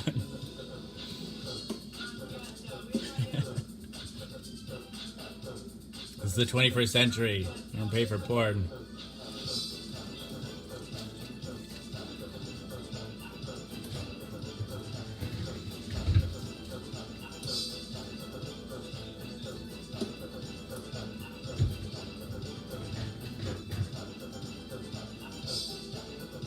You're welcome, Billy.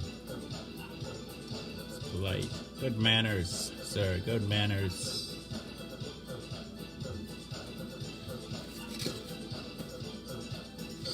What are we reading tonight?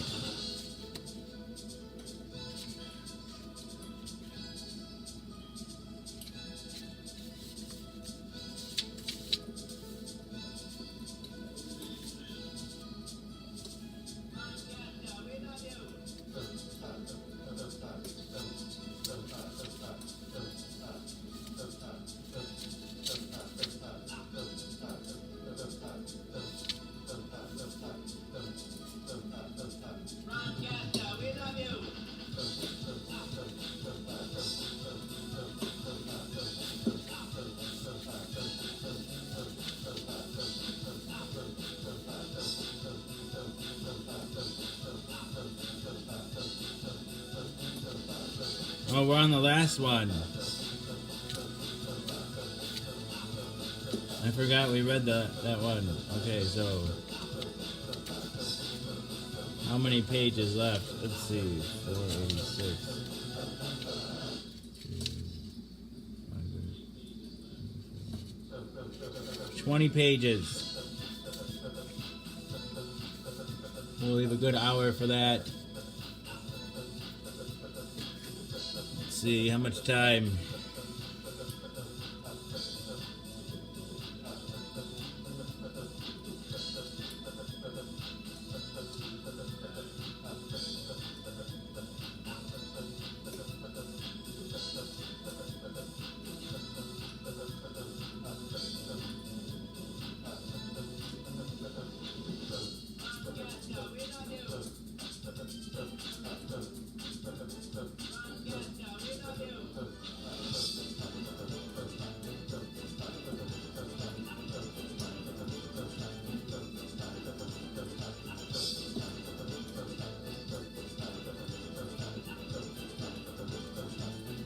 What was I doing? But why would you want to cause necrosis?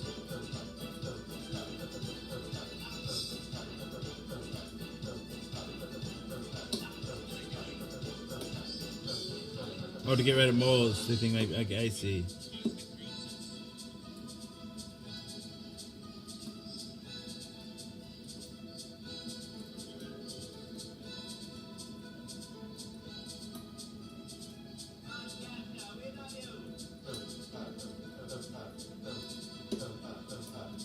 Go to the video groups this time. Art, video, and me. Craziest videos. Art, design, abstract, illusion. Crazy videos.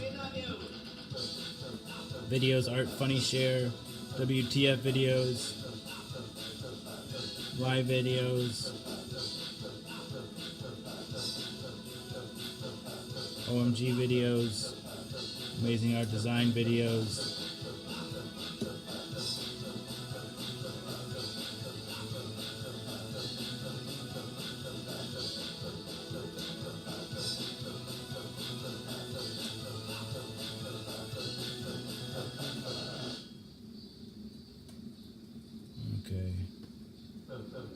See if that was too many at once to get a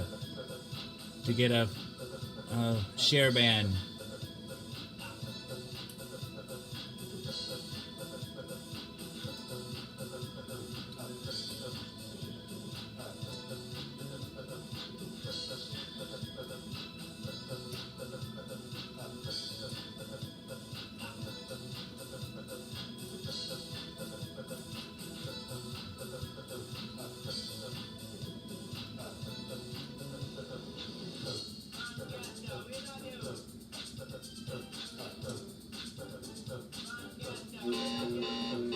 Ah!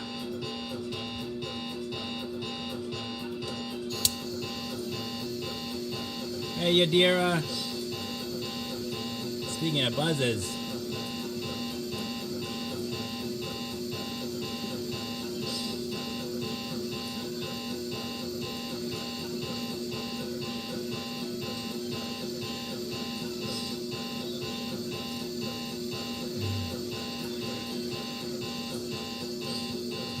Hopefully you retain your manners when you get drunk. Happy 420, everybody.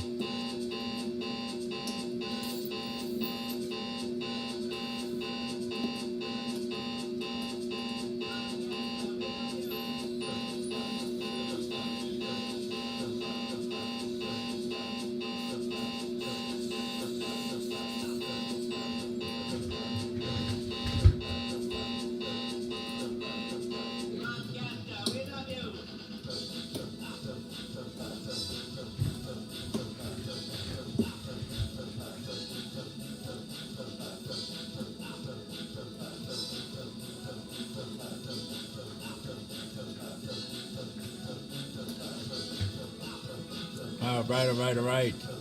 Happy 420. Mama G's still awake. Oh, dang it. Wasabi, you're not going to bed either. No one can go to bed. This is the Hotel California. This is the Roach Motel. You can check in, but you can't check out. This is my web of photons and glass, and once you comment here, you're stuck here in perpetuity.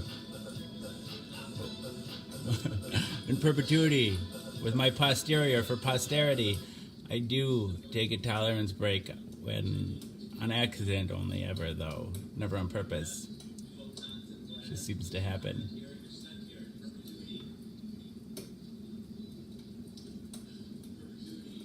Oh, I'm surviving. Yadira.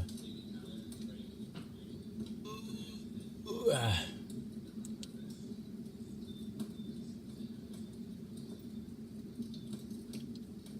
Yay for love.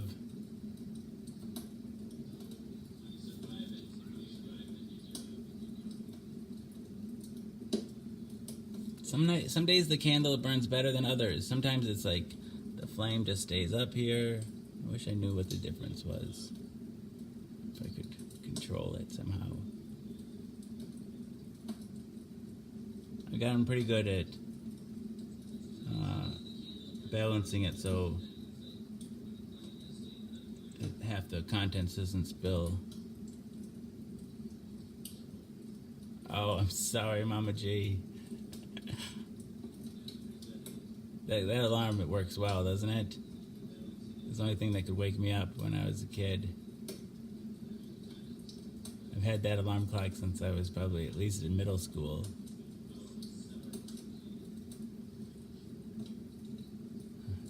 I guess so. To live another day, it means there's hope. There's hope. Whether you can see it or not.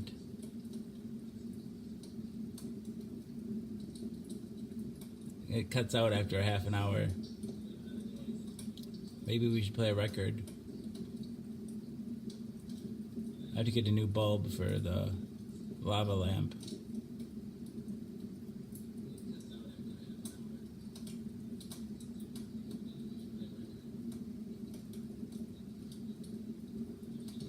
This is the day the music died. Dang it to heck.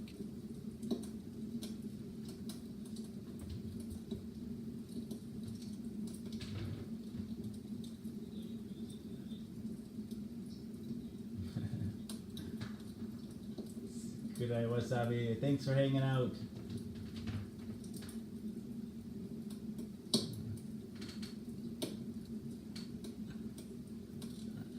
Wish I had a mini Coke bottle. Now I really wish I had it. I almost bought some at the antique store like a few months ago.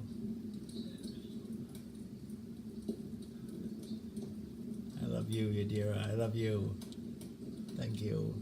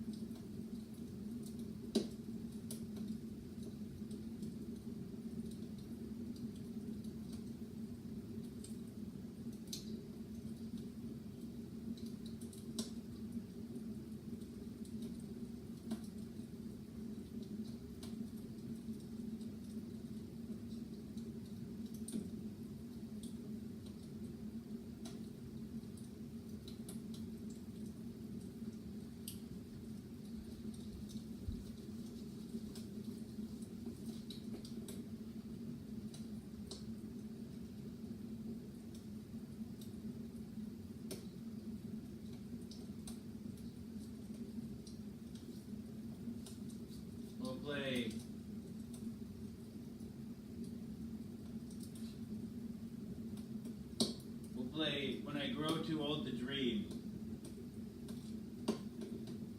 When I grow too old to dream, by Rose Murphy.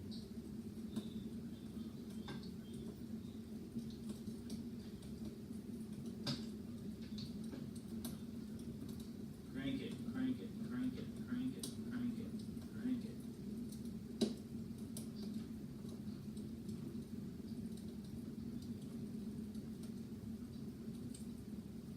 Crank it, crank it, crank it, crank it, crank it, crank it, crank it, crank it, crank it, crank it, crank it, crank it, crank it, crank it, crank it, crank it, crank it, crank it.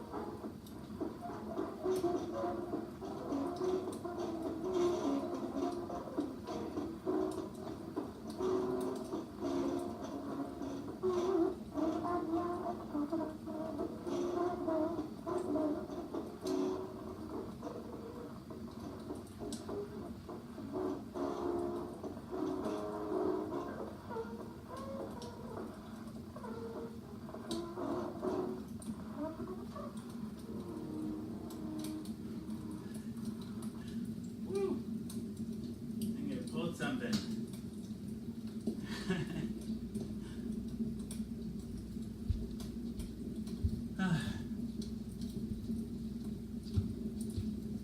Thanks for the encouragement, everyone.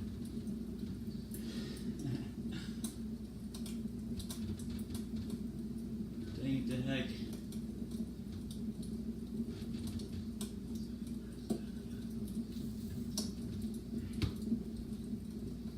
I got a new box of candles. Actually, 2 boxes. We got another month's worth of candles ready to go. Okay, so in about 45 minutes, we'll start reading. And that will take us to, I think I pulled some chest muscles or something. Twisting too hard. Either that or I'm going into cardiac arrest.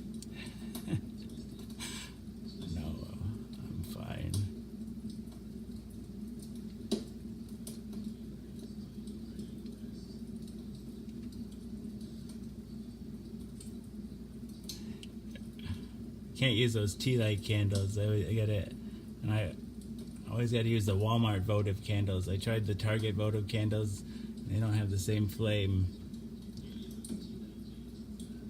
And tea light is a teeny little flame.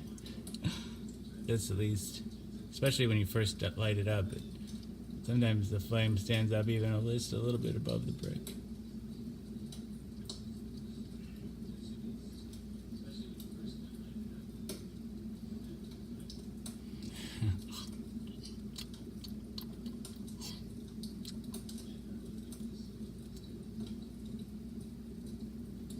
Doesn't taste like a marshmallow, although I think it's unscented.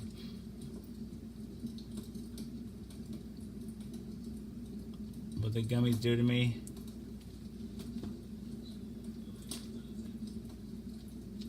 It gave me a heart attack. I don't know, it gave me the energy to dance. I don't know.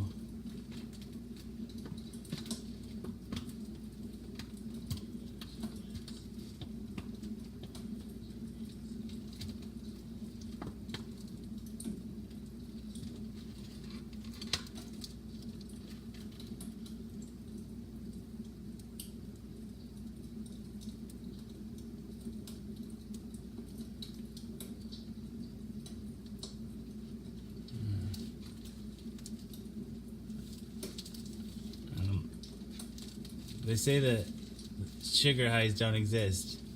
Don't they say that, like, sugar doesn't make little kids hyperactive, they say.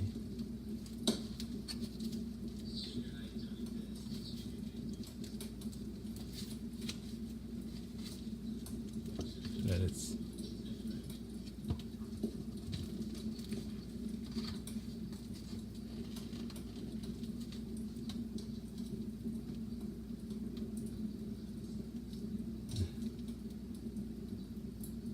swallow and bring it back up still lit. What, a cigarette?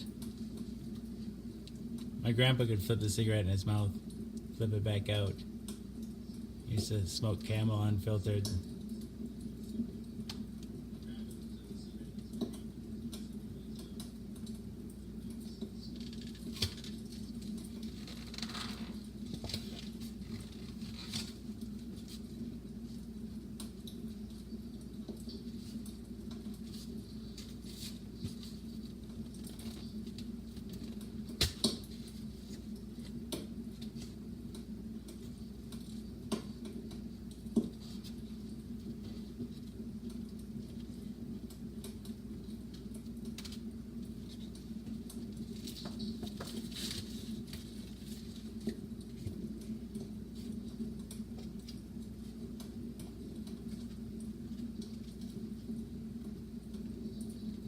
Was it Carly Jean Pinch? Did I say that was really nice of you to say? Or did I just think it?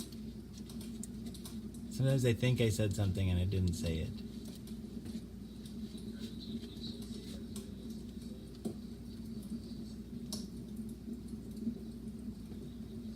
I wish this was the letter J instead of the letter H. This is a B. Think about making this a J somehow. Just like with maybe a piece of paper and some tape. These are the Woodies giving BJs, blowjobs. I don't know, for whatever reason they sit on blocks. And one is a B, and one is an H, but the other one is a J. That'd be cool.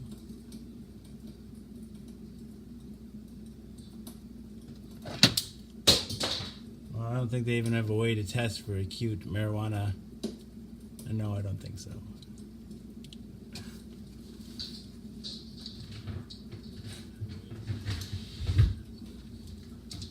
I don't think they enter in the same way.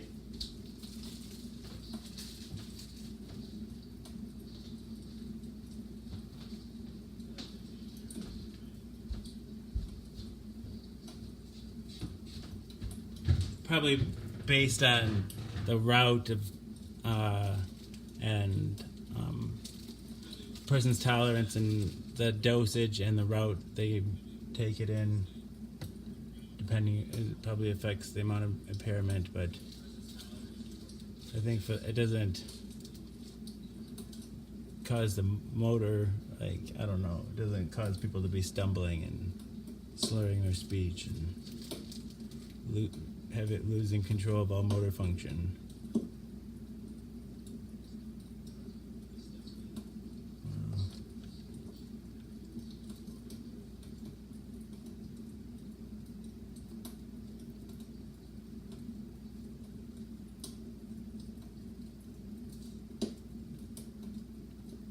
Yeah, you're probably right, man.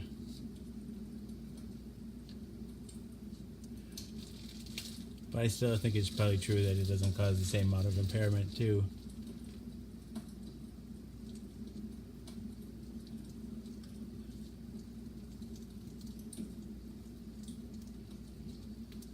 No, but you just asked me if it should be treated the same as alcohol, and I don't know if I think it should.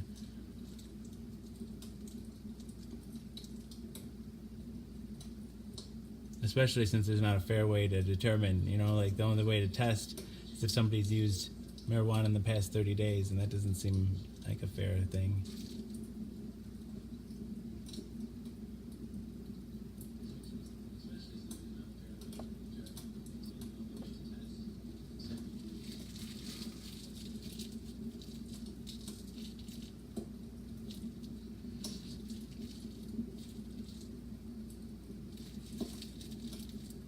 Maybe if a person failed a roadside sobriety test or was obviously impaired, then maybe. But if somebody could pass all the roadside sobriety tests and didn't show any evidence of impairment, I don't think that's fair to charge somebody. Slower isn't necessarily safer. Slower, but too slow can be dangerous too. But I think people tend to be more cautious. I think because of anxiety.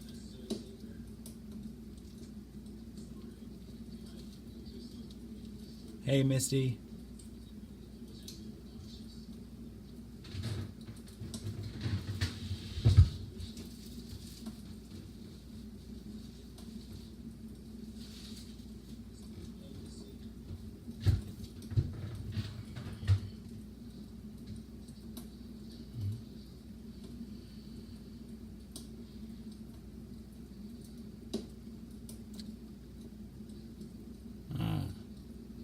I'd like to see more testing to see compare the impairment, like to see how impaired people's driving is, like some empirical data, I guess. Like if I couldn't argue with some real strong empirical data that it significantly impaired people's driving.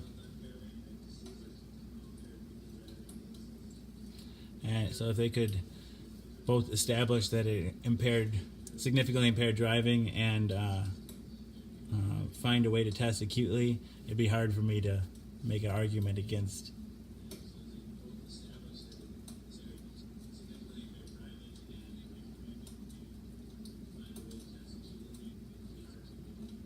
Yeah, that's what I said. Slower isn't necessarily safer.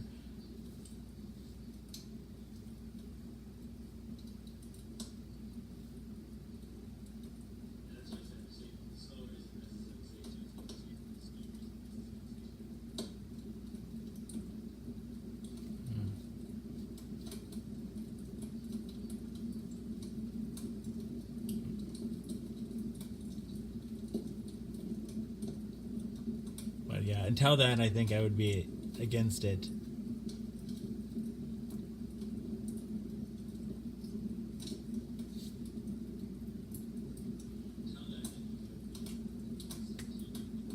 That's pretty cool, Angela. Your hands must smell great. It is Friday, isn't it?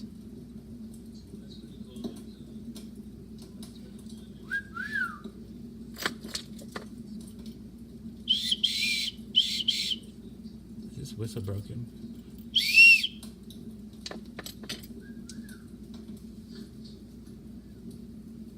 Somebody's got to go below John. It's clean as a whistle. Let me go. Do you want the guy who drives your school bus on? commercial drivers are probably held to a different standard. But I wouldn't mind him smoking pot on the weekends or, you know, like after work. I hate for him to get busted if he's just doing. I'd be more concerned about his driving record, I guess, and his ability. I don't know.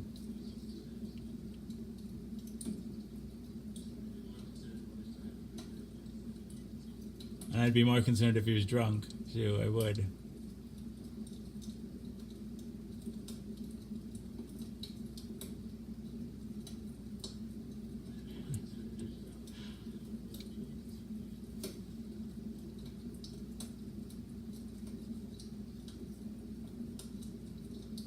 I don't want to try too hard because there's people sleeping in the house.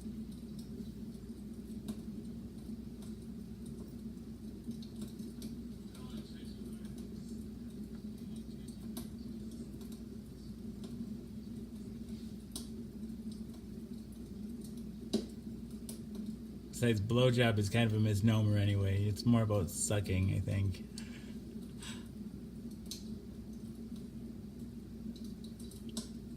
It is, but I'm considerate. I try to be considerate.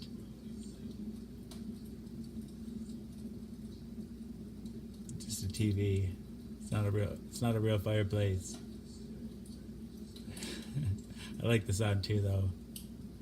There's a gas fireplace behind there, but this looks better. And sounds better.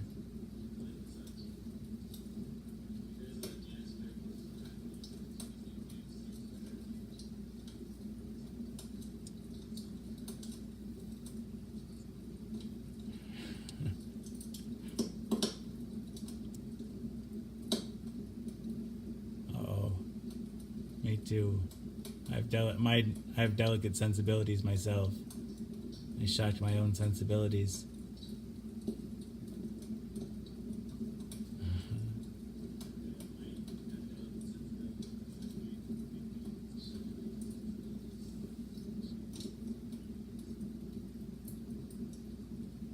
Just terrible. Just terrible.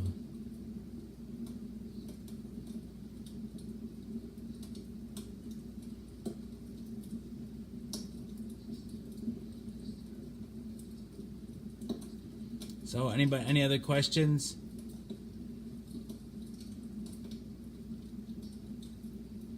Oh, thank you, Yadira. I love you. It's up on top of the cupboards. They can't reach it. But they're pretty good about not touching the stuff down here, even. They're respectful of the show. They're good kids. Sometimes they knock stuff off there, playing ball and stuff, but they're pretty good.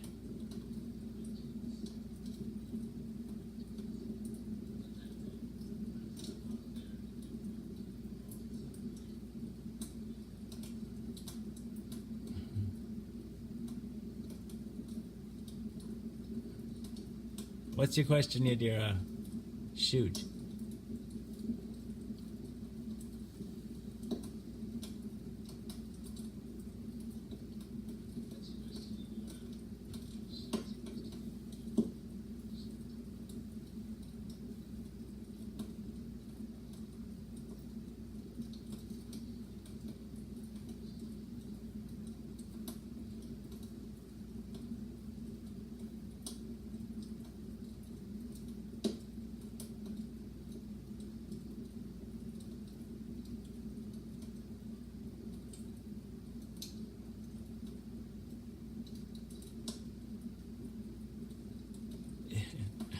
I know I need to. Oh, you tricked me! You tricked me! I thought it was getting somber. I thought it was gonna be a really serious question.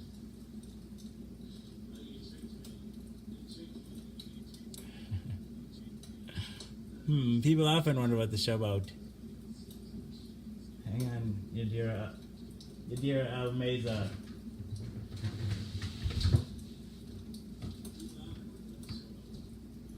Oh, I hope you feel better, Angela Stafford.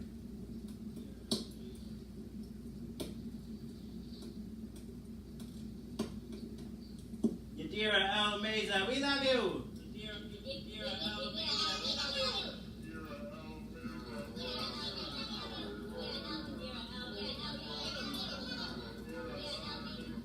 Yeah? What?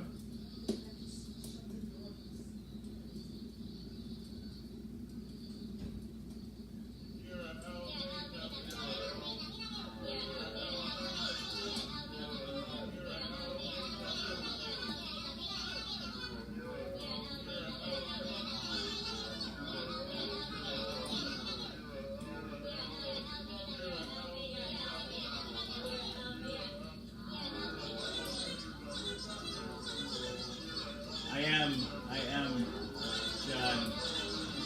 I do have that Messiah complex. We're all.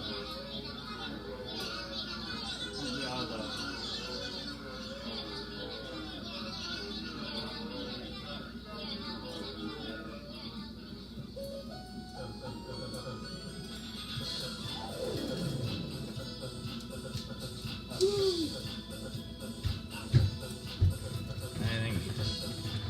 We are the first begotten son of the flying spaghetti monster. So, Yadira, you were wondering what the show is about? People often wonder what the show is about.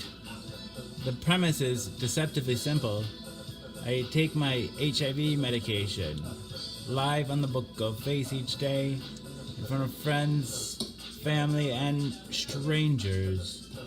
I do so in order to embrace stigma, dispel ignorance, and find support.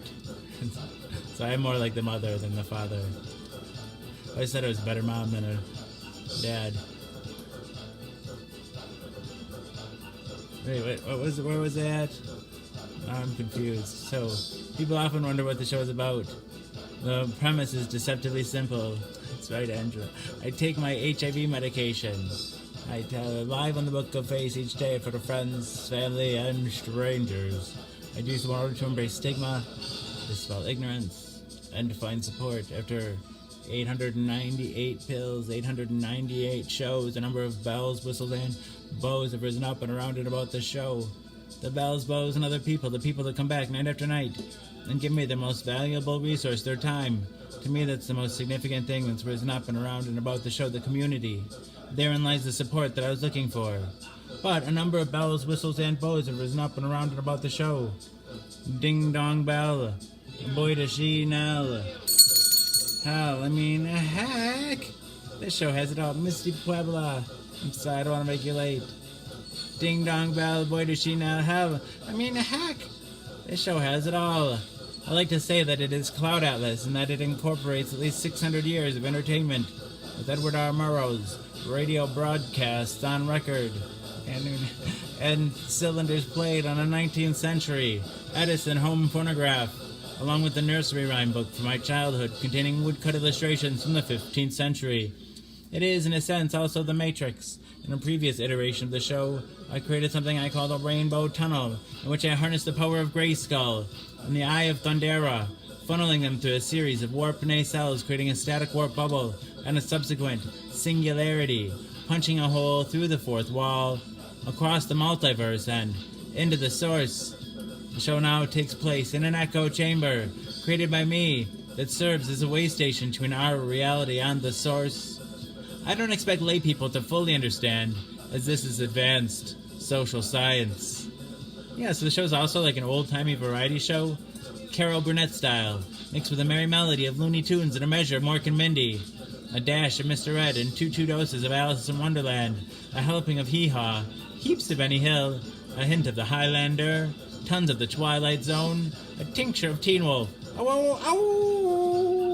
an ounce of Oz, a cup of Creep Show and Cast Away, a quart of Quantum Leap and a gallon of Gilligan's Island. It's a 4-hour show and a 4-hour tour.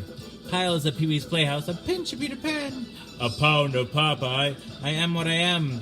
a whole block of Mr. Rogers' Neighborhood, and a ration of the Rocky Horror Picture Show.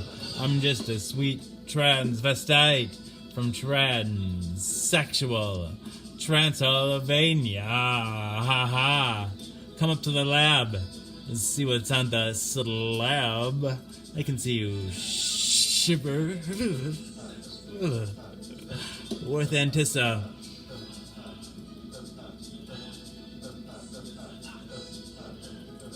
Patient. Touch me. I want to be dirty. Thrill me. Chill me. Full. Fill me. Creature of the night. An undone Benjamin Button. A corny ear of Dumbo. A college tribe I spy. A couple of raw strokes of Bob Ross. A spoon full of Mary Poppins. And the full Monty Python. Finally lumping Rick and Morty with a liter of I Love Lucy in the sky with diamonds and wham bam. Thank you, ma'am. You've got the show. Everything is out of place and out of time here, including and especially me. Alice will always be pregnant. Harambe will always be ready for Harai 5 the first on the second coming. Will always be risen with the Obamas, getting blowjobs from the Woodies, the Supermen. And their boners will always be spinsters and sumptuouses working the sweatshop. The Twin and Twin Towers will always stand with Lady Liberty. You will have their MTV. Pigs will fly. Disco and dance will reign. Like men did in the days of old.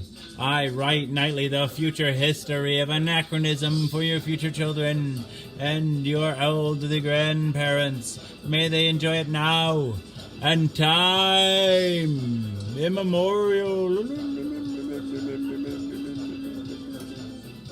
If I'd have people take only one thing, just one thing away from this show, it would be the knowledge that HIV is preventable.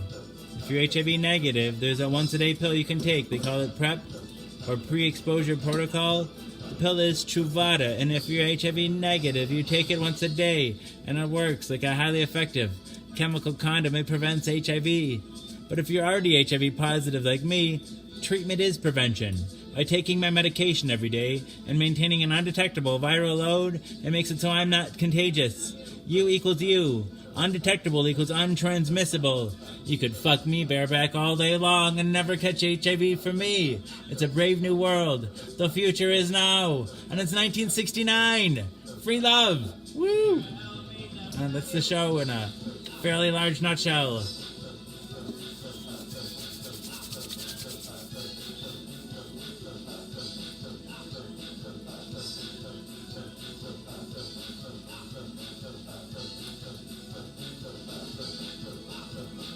Woo! Yay for that Lady Liberty. No, what is that? Can't see what's next to fire there. I can't see. But yay! John, the topic of discussion is John's ballsack. Is that what we're talking about, Angela?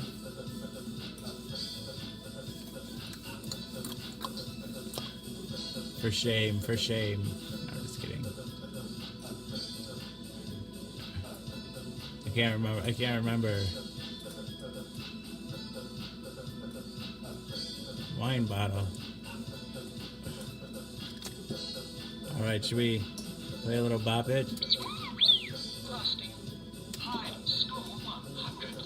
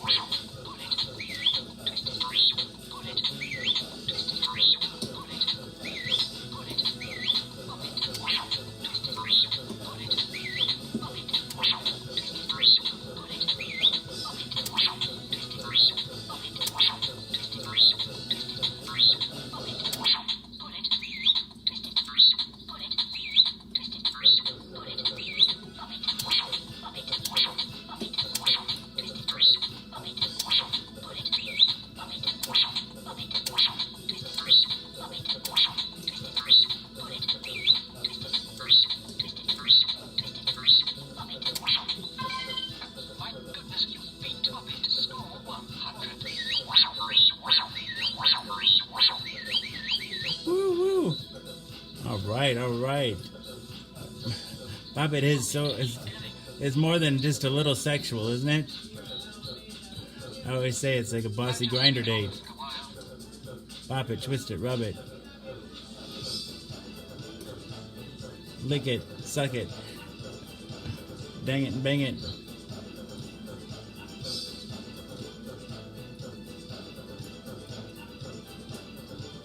All right, all right, all right.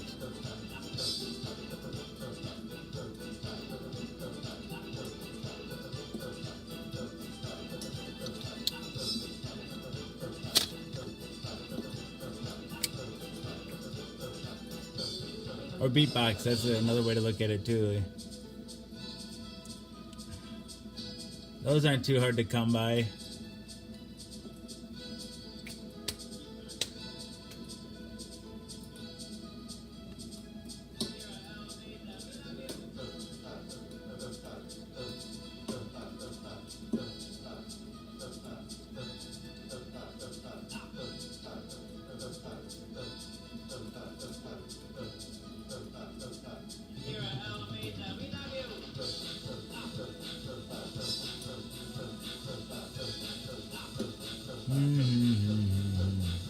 So, pretty soon we're gonna do the thing with the reading thing. I gotta see how much time we have left.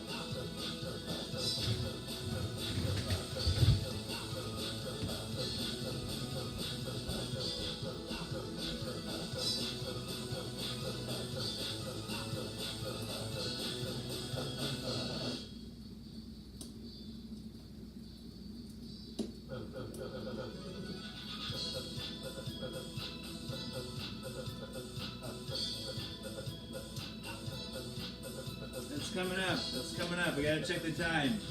There's 2 hours and 45 minutes into the show. That's when I'm gonna start. There's an hour and 15 minutes left.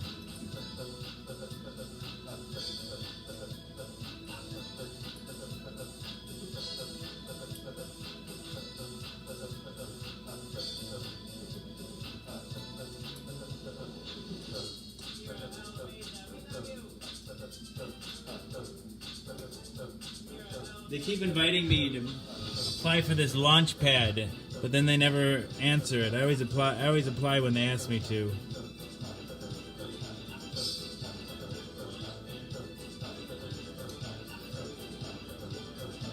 I don't know. They're supposed to like promote your videos somehow. I don't know. What category would you put my videos in? Education, health, entertainment, none of the above.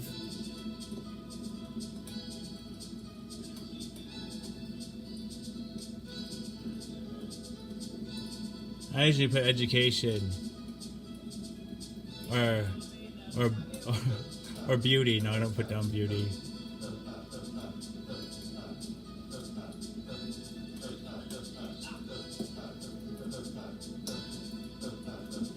Education, right? That's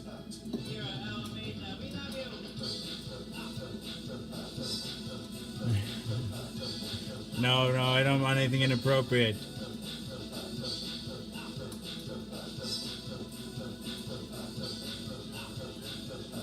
We'll go with education.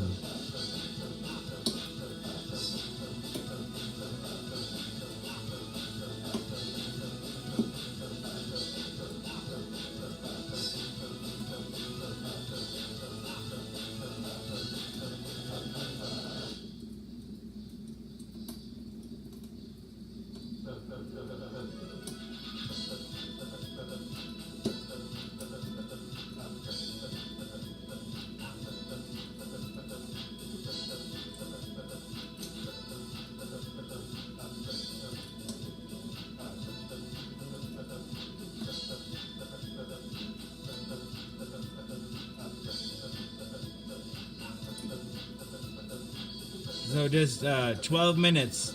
12 minutes and we'll start reading.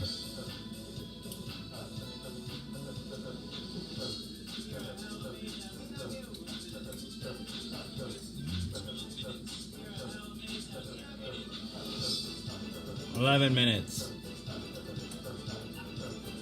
11 minutes, we'll start reading. Who doesn't want to see dick pics? I don't get that. Why more people don't want to see dick pics. I think something like that would be popular. I like genitals of all kinds. I think dick pics get a bad rap. Maybe it's just people aren't. Maybe unsolicited is the problem. A lot of people like dick pics. I know people that like dick pics.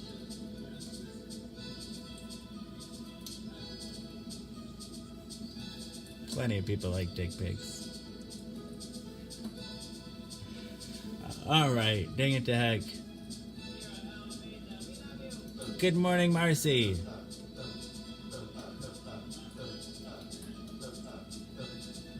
So other people see it, I guess?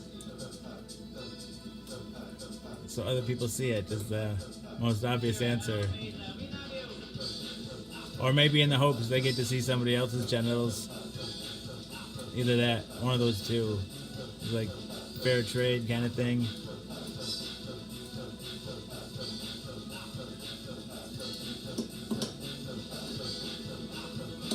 You can see both of those things.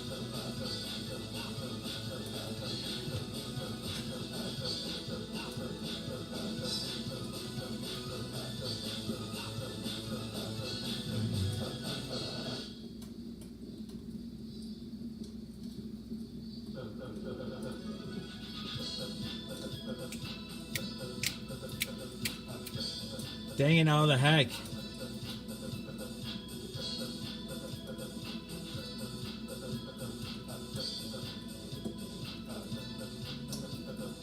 Play another record, maybe?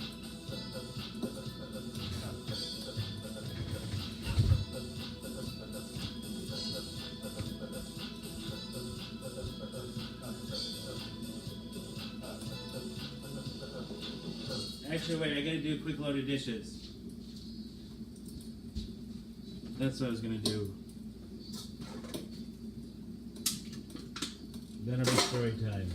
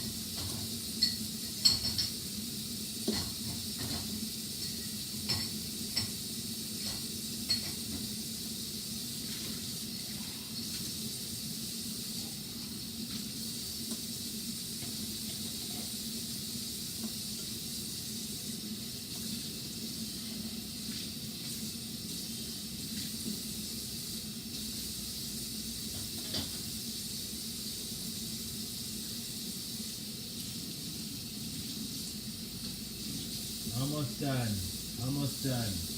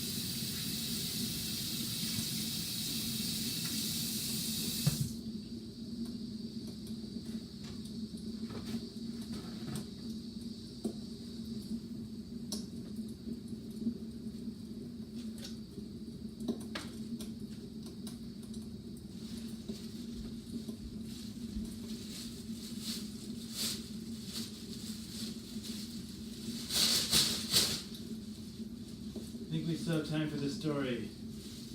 Sorry, I just had to clean up that dog poop. That's what I was doing. Clean up dog poop.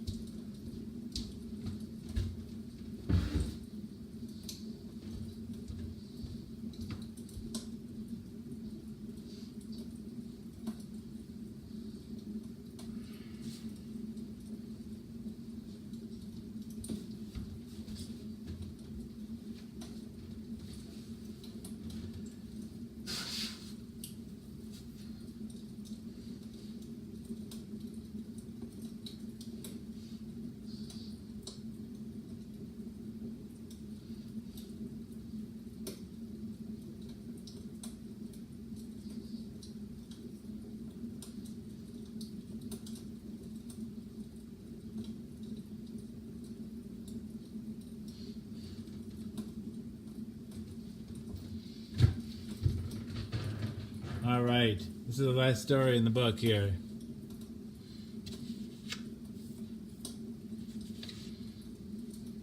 Yadira is still here. Hello. Sorry, I just had to do that couple of things.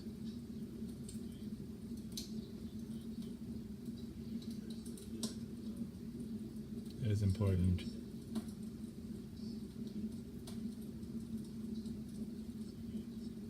My wife's having a hard time, and I think she'll appreciate it.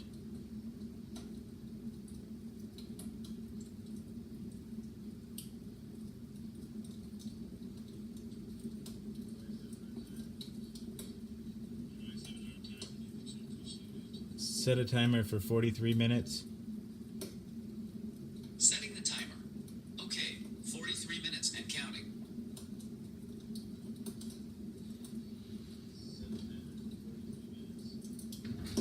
Yay for story time.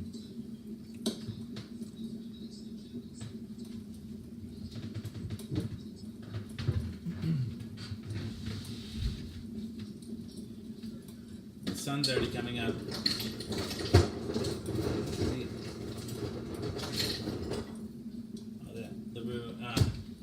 The normal land routine is not going to look the same. There's going to be natural lighting. Oh well.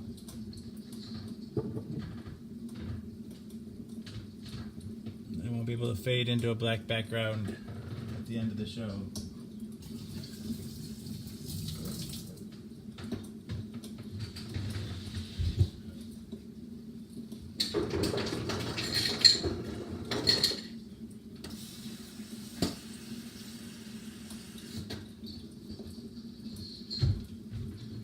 Okay.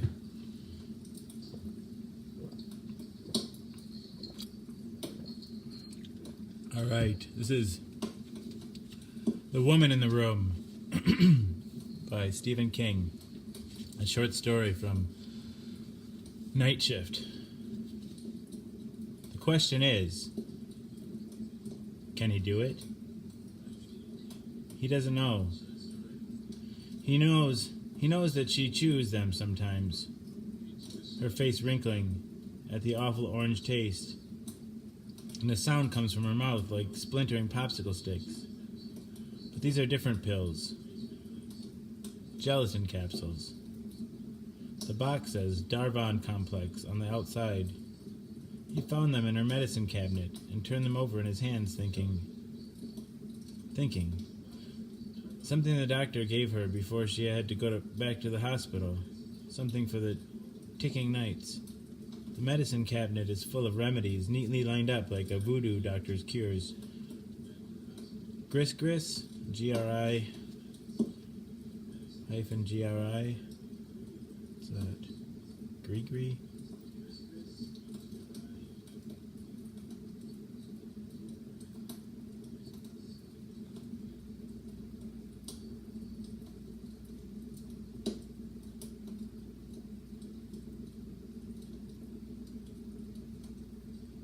also spelled Gree. I think it's Grigri. Also spelled Grigri. Is sometimes also Gregory or Garagri. Is a voodoo amulet originating in Africa, which is believed to protect the wearer from evil or brings luck. In some Western African countries, is used as a method of birth control. It consists of a small cloth bag, usually inscribed with verses from the Quran, containing a ritual number of small objects worn on the person.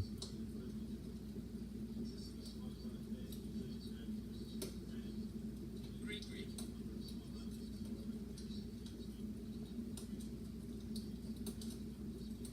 Grigri. Grigri.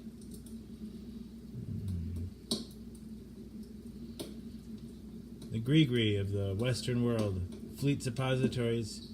He had never used a suppository in his life, and the thought of putting a waxy something in his rectum to soften by body heat makes him feel ill. There's no dignity in putting things up your ass. Phillips of milk of magnesia, Anacin, arthritis pain formula, Pepto-Bismol, more. You can trace the course of her illness through the medicines.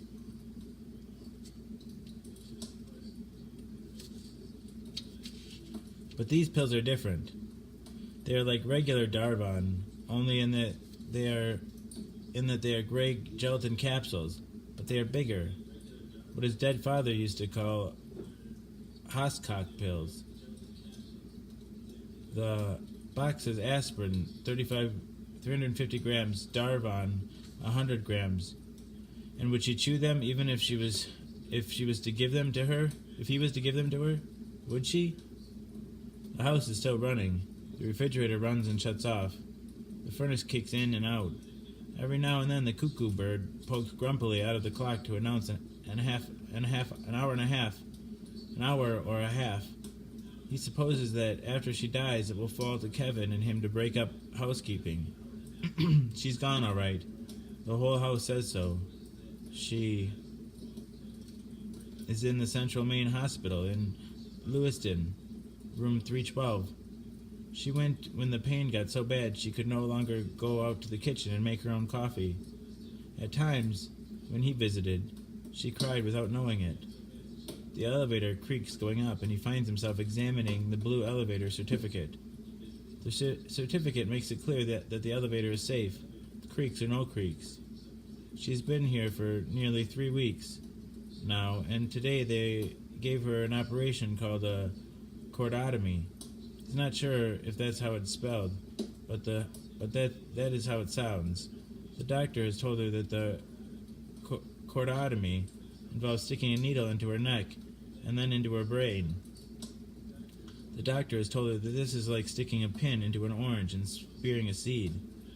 When the needle has poked into her pain center, a radio signal will be sent down to the tip of the needle, and the pain center will be blown out, like unplugging a TV. Then the cancer in her belly will stop being such a nuisance. The thought of this operation makes him even more uneasy than the thought of suppositories melting warmly in his anus. It makes him think of a book by Michael Crichton called The Terminal Man, which deals with putting wires in people's heads.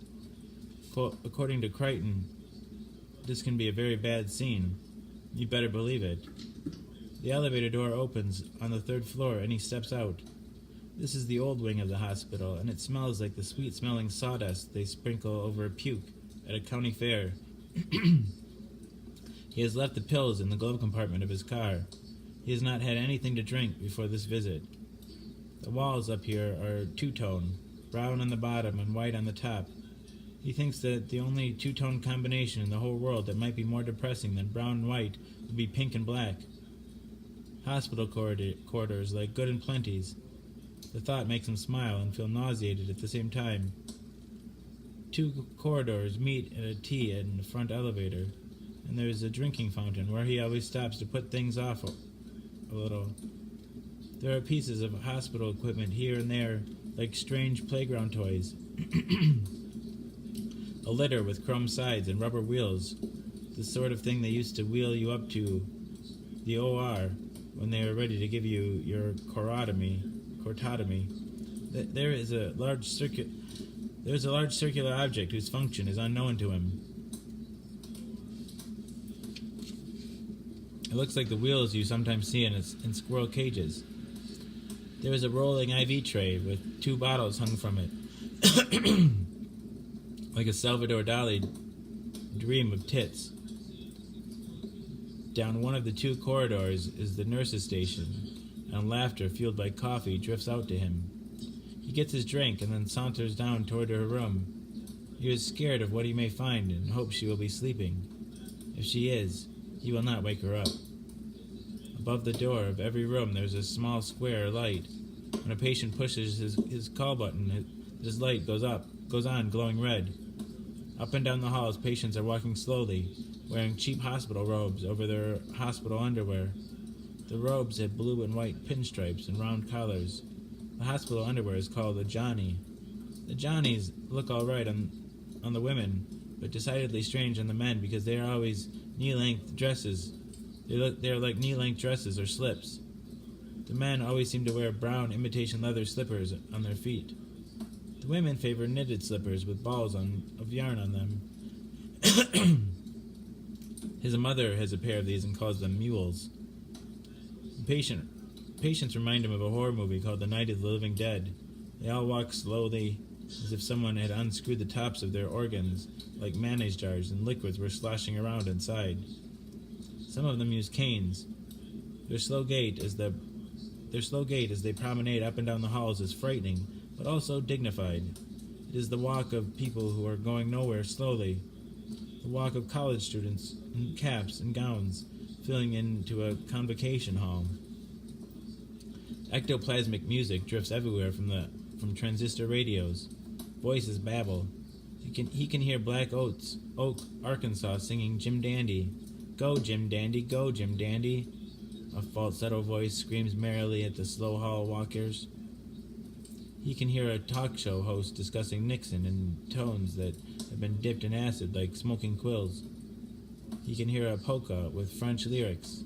Lewiston is still a French-speaking town, and they love their jigs and reels almost as much as they love to cut each other in the bars on Lower Lisbon Street. He pauses outside his mother's room and, for a while, he was freaked enough to come drunk. It made him ashamed to be drunk in front of his mother, even though she was too doped and full of Elavil to know. Elavil is a tranquilizer they give to cancer patients, so it won't bother them so much that they're dying. The way he worked it was to buy 2 6-packs of Black Label beer at Sonny's Market in the afternoon. He would sit with the kids and watch their afternoon programs on TV. 3 beers with Sesame Street, 2 beers with Mr. Rogers, 1 beer with Electric Company, then 1 with supper. He took the other 5 beers in the car. It was a 22-mile drive from Raymond to Lewiston via routes 302 and 202. It was possible to be pretty well in the bag by the time he got to the hospital, with 1 or 2 beers left over. He would bring things for his mother and leave them in the car, so there would be another excuse to go back and get them and also drink another half beer and keep the high going. It also gave him an excuse to piss outdoors, and somehow that was the best of the whole miserable business. He always parked in the side lot, which was rutted, frozen November dirt, and the cold night air assured full bladder contraction. Pissing in one of the hospital bathrooms was too much like an apotheosis of the whole hospital experience. The nurse's call button beside the hopper, the chrome handle bolted at a 45-degree angle, the bottle of pink disinfectant over the sink. Bad news, you better believe it. The urge to drink going home was nil, so leftover beers collected in the icebox at home, when there were 6 of them. He would never have come if he had known it was going to be this bad. It's weird, there's like breaks in it, and they're like mid-sentence. That's why I get those long pauses. Never have come if he had known it was going to be this bad. The first thought that crosses his mind is, she's no orange. And the second thought is, she's really dying, quick now. As if she had a train to catch out there in nullity.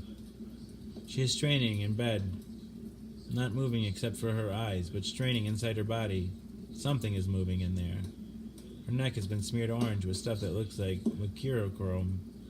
and there is a bandage below her left ear where some humming doctor put the radio needle in and blew out 60% of her motor controls, along with the pain center. Her eyes followed him like the eyes of a paint by the numbers. Jesus. I don't think you better see me tonight, Johnny. I'm not so good. Maybe I'll be better tomorrow. What is it? It itches. I itch all over. Are my legs together? You can't see if her legs are together. They're just raised. There's just a raised V under the bed, under the red hospital sheet. It's very hot in the room. No one is in the other bed right now, he thinks. Roommates come and go. Roommates come and roommates go, but my mom stays on forever. Christ. They're together, Mom. Move them down. Can you, Johnny? Then you better go. I've never been in a fix like this before. I can't move anything. My nose itches. Isn't that a pitiful way to be? With your nose itching and not being able to scratch it? He scratches her nose and then takes hold of her calves through the sheet and pulls them down.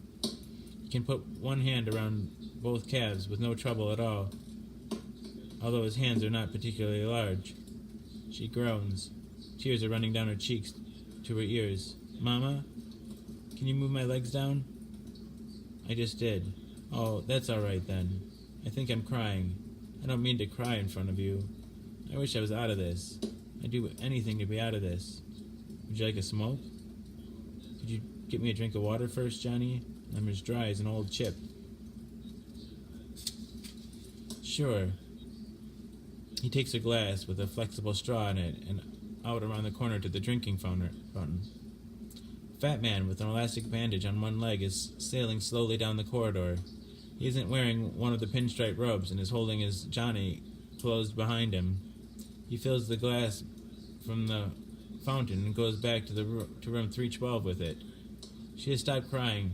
Her lips grip the straw in a way that reminds him of camels he has seen in travelogues. Her face is scrawny. His most vivid memory of her in the life he had lived as her son is of a time when he was 12. He and his brother Kevin and this woman had moved to Maine so that she could take care of her parents. Her mother was old and bedridden. High blood pressure made his grandmother senile, and, to add insult to injury, had struck her blind. Happy 86th birthday. Here's one to grow on. And she lay in bed all day long, blind and senile, wearing large diapers and rubber pants, unable to remember what breakfast had been, but able to recite all the presidents right up to Ike. And so the 3 generations of them had lived together in that house where he had so recently found the pills, although both grandparents are now long since dead. And at 12, he had been lipping off about something at the breakfast table. He doesn't remember what, but something. And his mother had been washing out her mother's pissy diapers and then running them through the wringer of her ancient washing machine.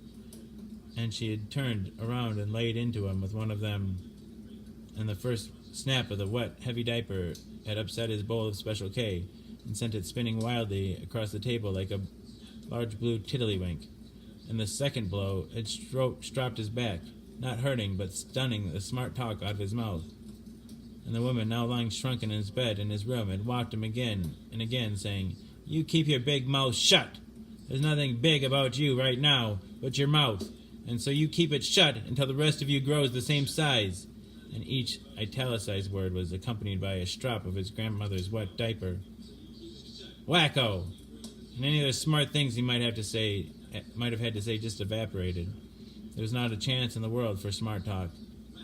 He had discovered on that day, and for all time, there was nothing in the world so perfect to set a 12-year-old's impression of his place in the scheme of things in a proper perspective as being beaten across the back with a wet grandmother diaper. It had taken 4 years after that day to relearn the art of smarting off. She chokes on the water a little and frightens him. And it frightens him, even though he has been thinking about giving her pills.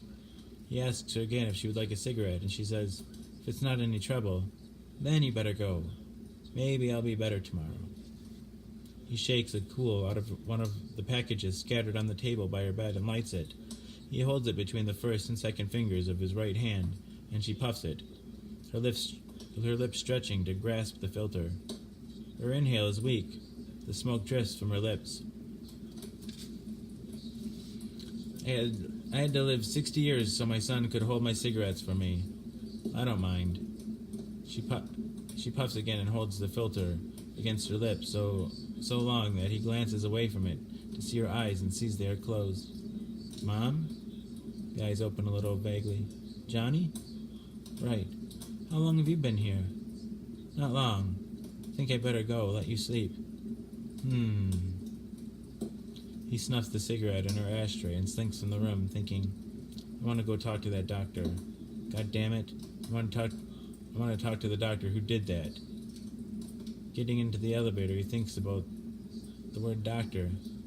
Becomes a synonym for man after a certain degree of proficiency in the trade has been reached, as if it was an expected provision thing that the doctors must be cruel and thus attain a special degree of humanity. But I don't think she can really go on much longer, he tells his brother later that night. His brother lives in Andover, 70 miles west. He only gets to the hospital once or twice a week. Was her pain better? Kev asks. She says she itches. He has the pills in his sweater pocket. His wife is safely asleep. He takes them out, stolen loot from his mother's empty house, where they all once lived with the grandparents. He turns the box over and over in his hands as he talks, like a rabbit's foot. Well then, she's better. For Kev, everything is always better, as if life moved toward some sublime vertex. It's a view the younger brother does not share. She's paralyzed. Does it matter at this point? Of course it matters! He burst out, thinking of her legs under the white rib sheet. John, she's dying. She's not dead yet. This, in fact, is what horrifies him. The conversation will go round in circles from here. The profits accruing to the telephone company, but this is the nub. Not dead yet. Just lying in that room with a hospital tag on her wrist, listening to phantom radios up and down the hall, and she's going to have to come to grips with time, the doctor says. He's a big man with a red sandy beard. He stands maybe 6'4", and his shoulders are heroic. The doctor led him tactfully out into the hall when she began to nod off. The doctor continues, You see, some motor impairment is almost unavoidable in an operation like the cortotomy. Your mother has some movement in the left hand now. She may reasonably expect to recover her right hand in 2 to 4 weeks. Will she walk? The doctor looks at the drilled cork ceiling of the corridor judiciously. His beard crawls all the way down to the collar of his plaid shirt. And for some ridiculous reason, Johnny thinks of Algernon Swinburne. Why, he could not say. This man is the opposite of poor Swinburne in every way. I should say not. She's lost too much ground. She's going to be bedridden for the rest of her life? I think that's a fair assumption, yes. He begins to feel some admiration for this man who he hoped would be safely hateful. Disgust follows the feeling. Must he accord admiration for the simple truth? How long can she live like that? It's hard to say. That's more like it. The tumor is blocking one of her kidneys now.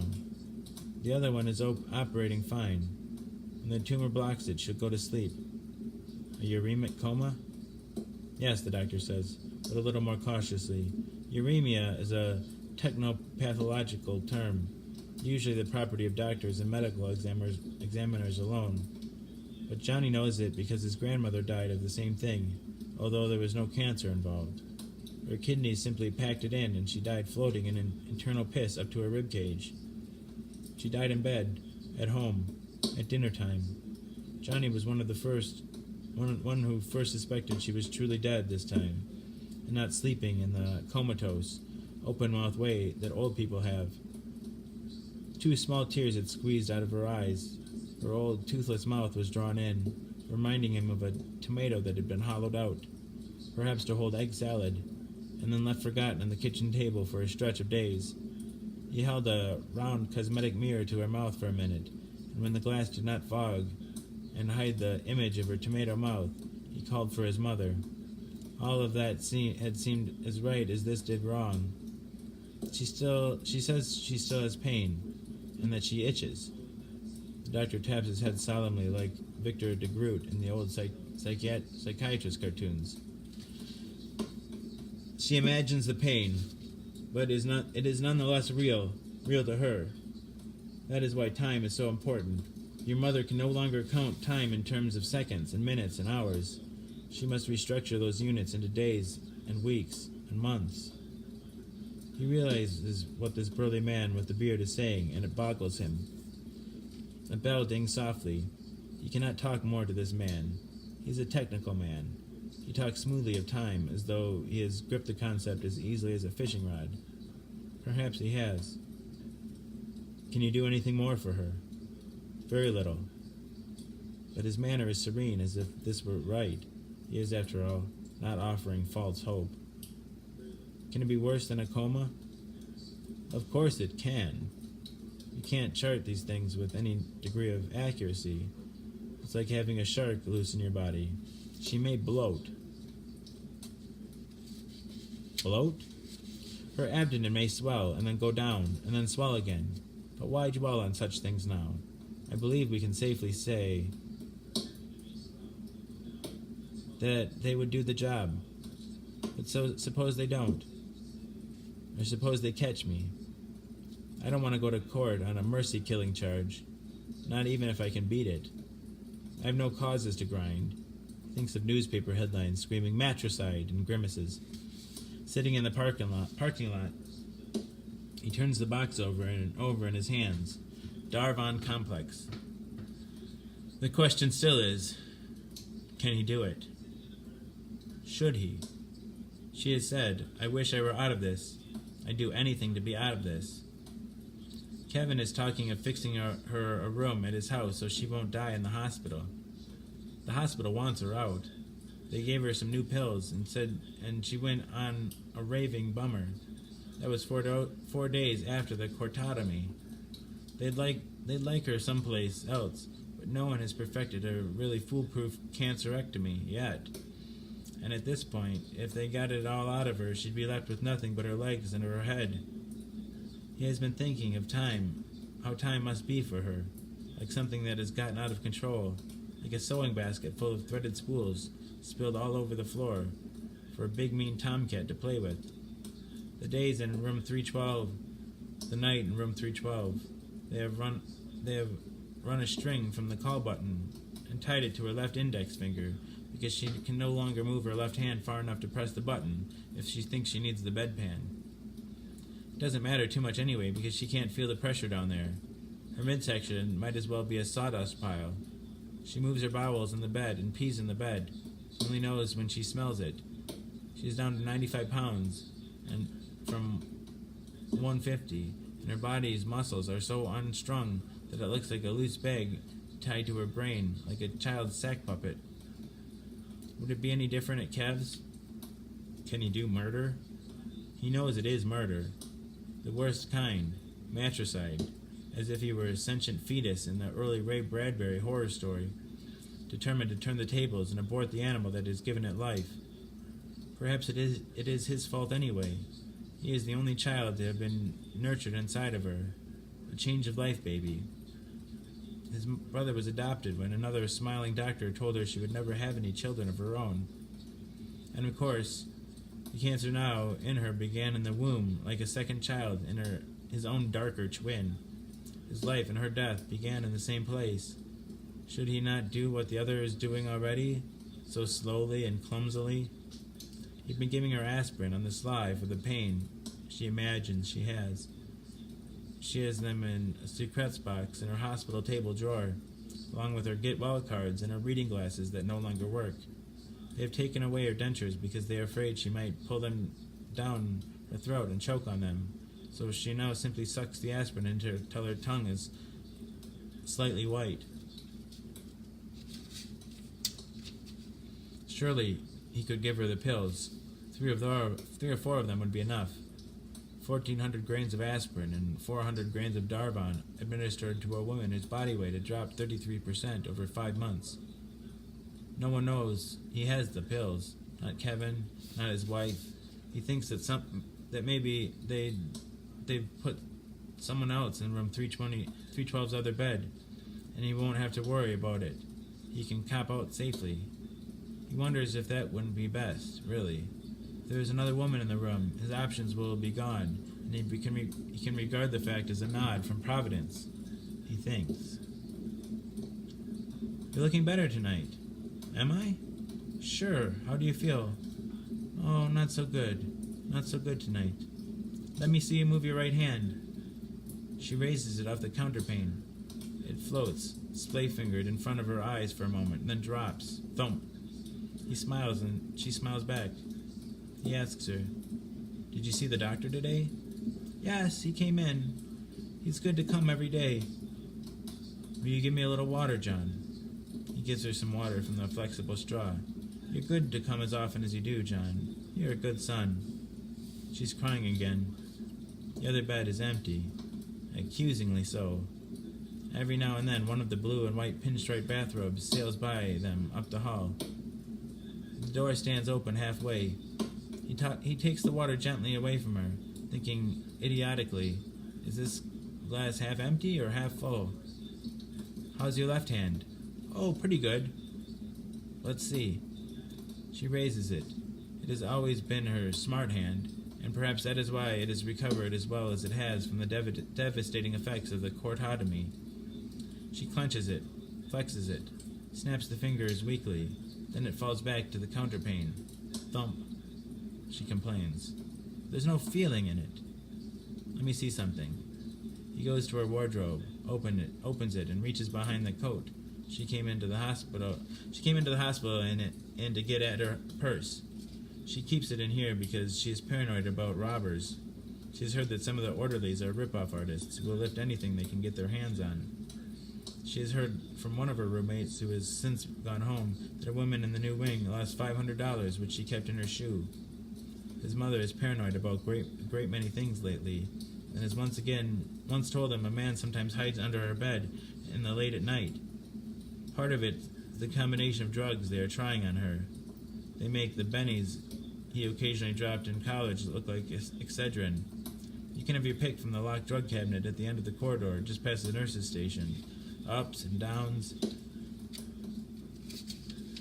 highs and bummers, death, maybe merciful death like a sweet black blanket, the wonders of modern science.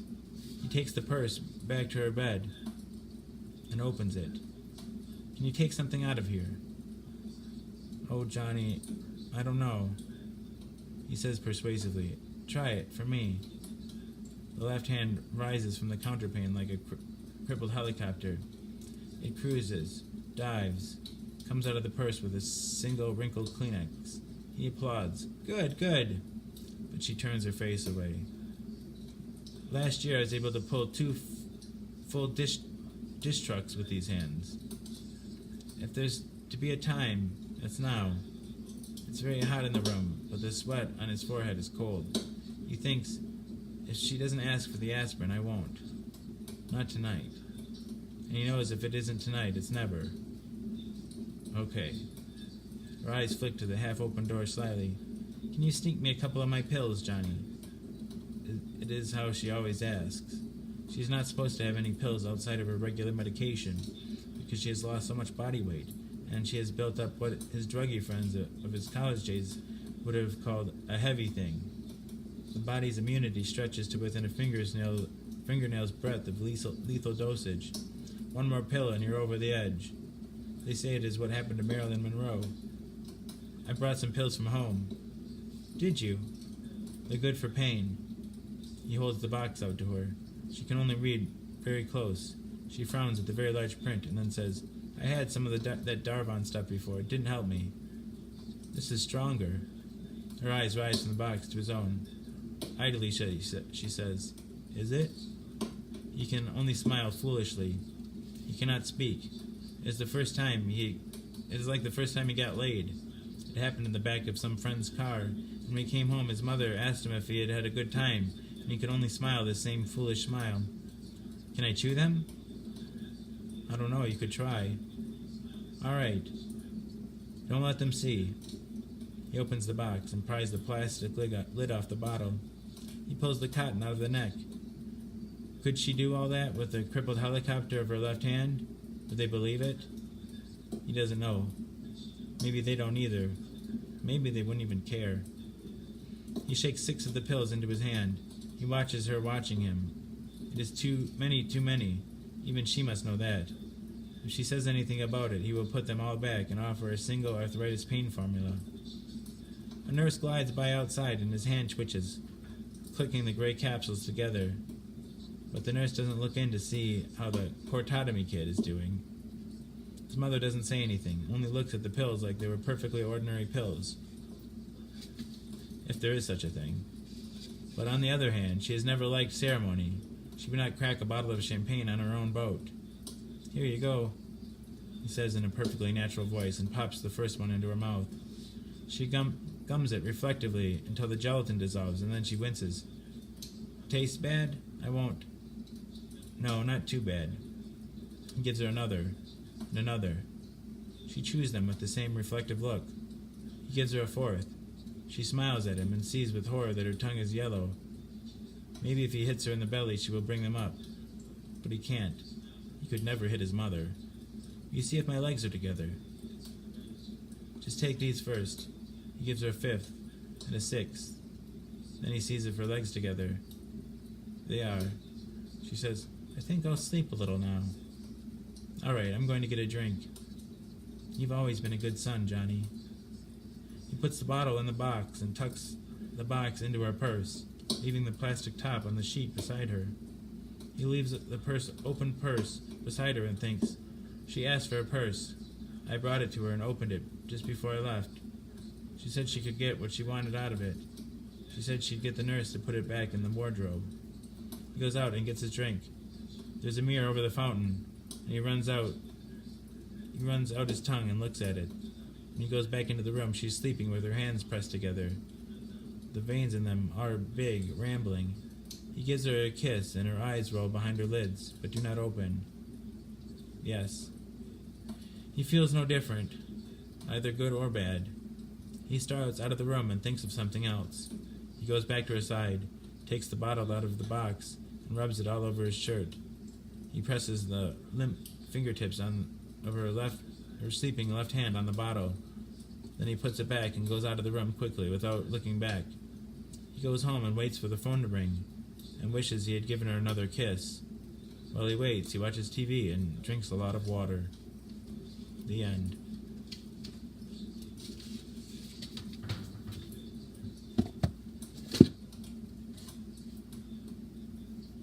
Hey Douglas. Hey Jeff.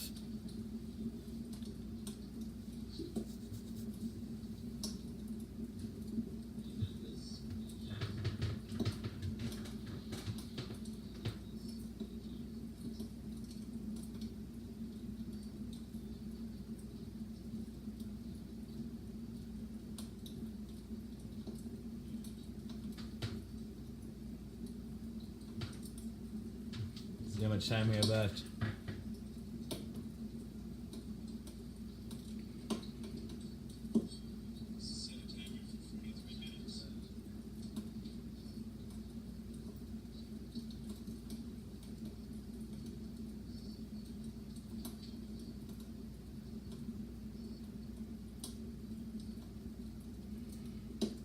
Cancel timer. I stopped the timer.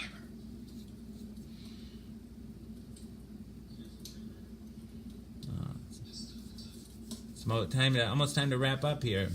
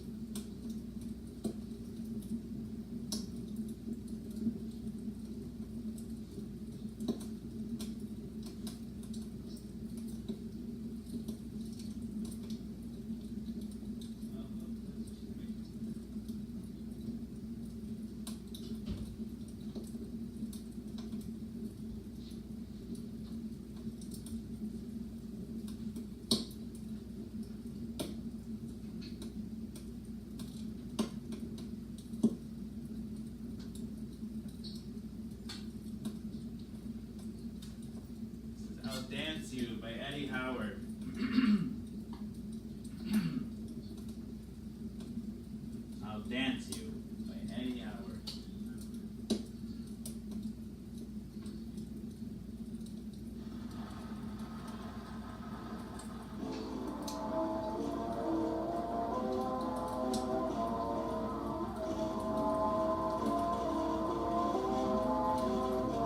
In just a breathless moment now, the violin will sound.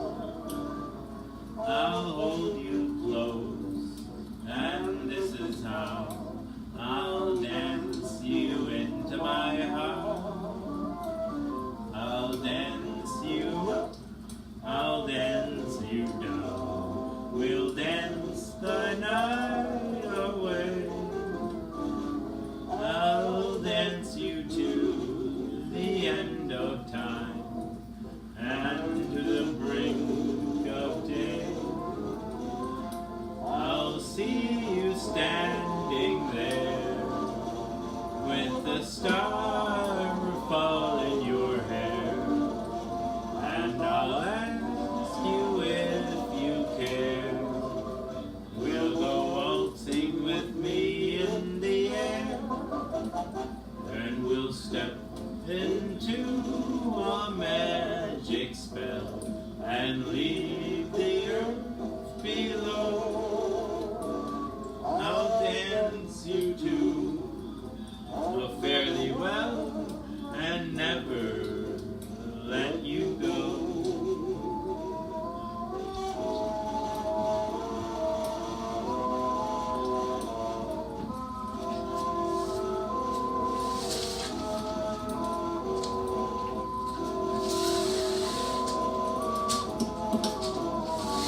I'll hold you close, and this is how I'll dance you into my heart. I'll dance you up, I'll dance you down. We'll dance the night away. I'll dance you to the end of time and to the brink of day. I'll see you standing there with the star fall in your hair, and I'll ask you if you care. We'll go waltzing with me in the air, and we'll step into a magic spell and leave the earth below. I'll dance you to a fairly well and never let you go.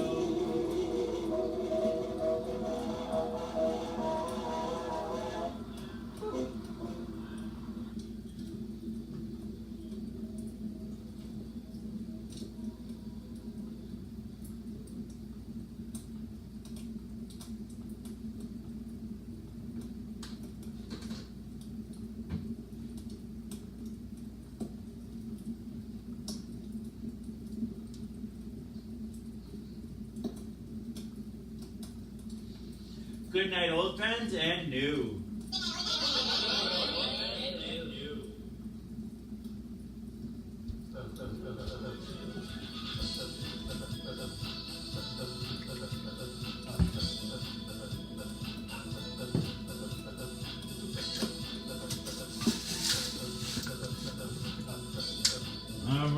All right, we've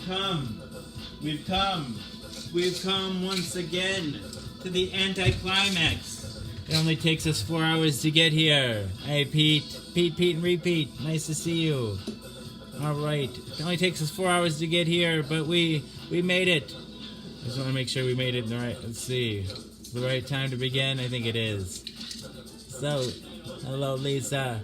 So some of you might be wondering, good morning to you. Some of you might be wondering what the show is about.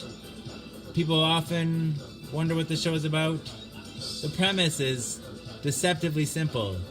I take my HIV medication live on the book of face each day in front of friends, family, and strangers. They do so in order to embrace stigma, dispel ignorance, thank you, you too, dispel ignorance, and to find support. After 898 pills, 898 shows, number of bells, whistles, and bows have risen up and around and about the show. The bells, bows, and other people, the people that come back night after night and give me their most valuable resource, their time. To me, that's the most significant thing that's risen up and around and about the show, the community. Therein lies the support that I was looking for. But a number of bells, whistles, and bows have risen up and around and about the show. Ding dong bell, boy does she knell. Hell, I mean, heck. That show has it all. I like to say that it is Cloud Atlas and that it incorporates at least 600 years of entertainment, with Edward R. Murrow's radio broadcasts on record and cylinders played on the 19th century Edison home phonograph, along with the nursery rhyme book.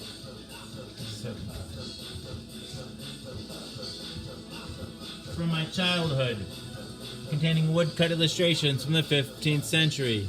It is, in a sense, also The Matrix. In a previous iteration of the show, I created something I call the Rainbow Tunnel, in which I harnessed the power of Grayskull and the Eye of Thundera, funneling them through a series of warp nacelles, creating a static warp bubble and a subsequent singularity, punching a hole through the fourth wall, across the multiverse, and into the source. The show now takes place in an echo chamber, created by me, that serves as a way station between our reality and the source. I don't expect lay people to fully understand, as this is advanced social science. Yeah, so the show is also like an old-timey variety show, Carol Burnett style, mixed with a merry melody of Looney Tunes and a measure of Mork and Mindy. I know, right, Raylene? Just 2 more before 900. 102 more before...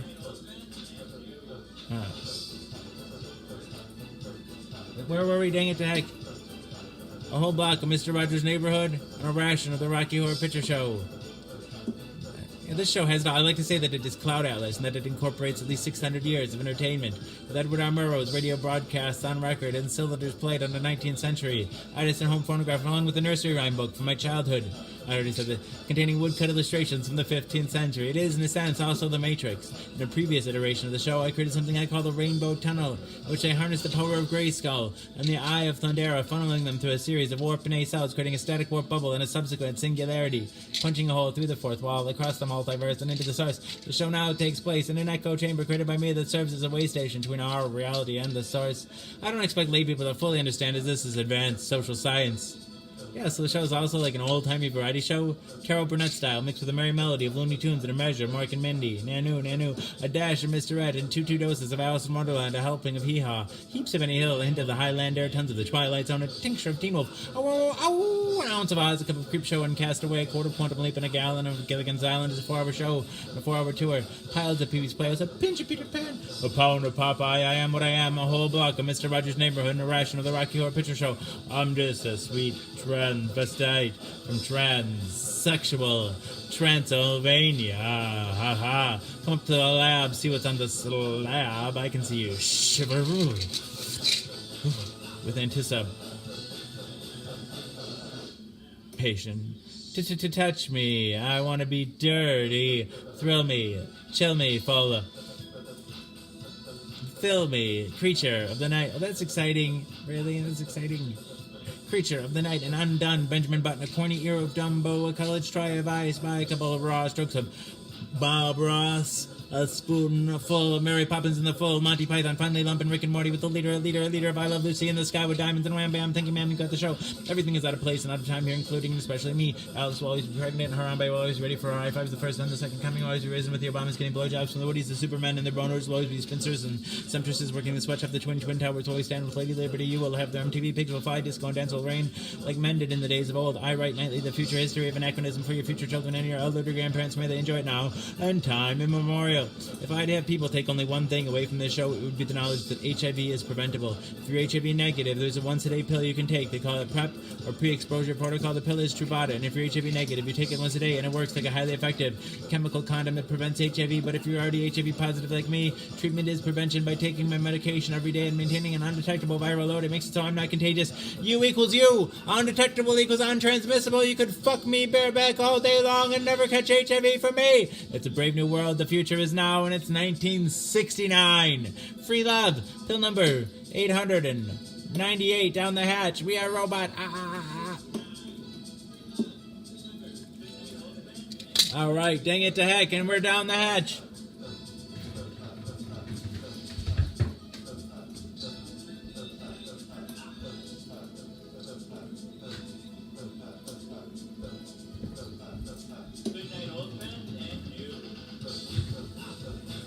All right. Oh, I enjoyed all of you. Thank you for being here.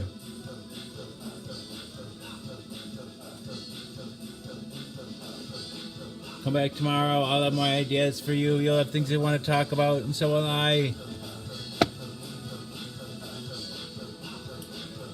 Dang it. I can't wait to see what it is, Raylene. What's in the box?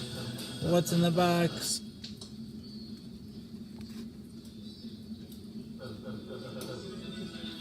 Alright, this is the house that Jack built. This is the malt that lay in the house that Jack built.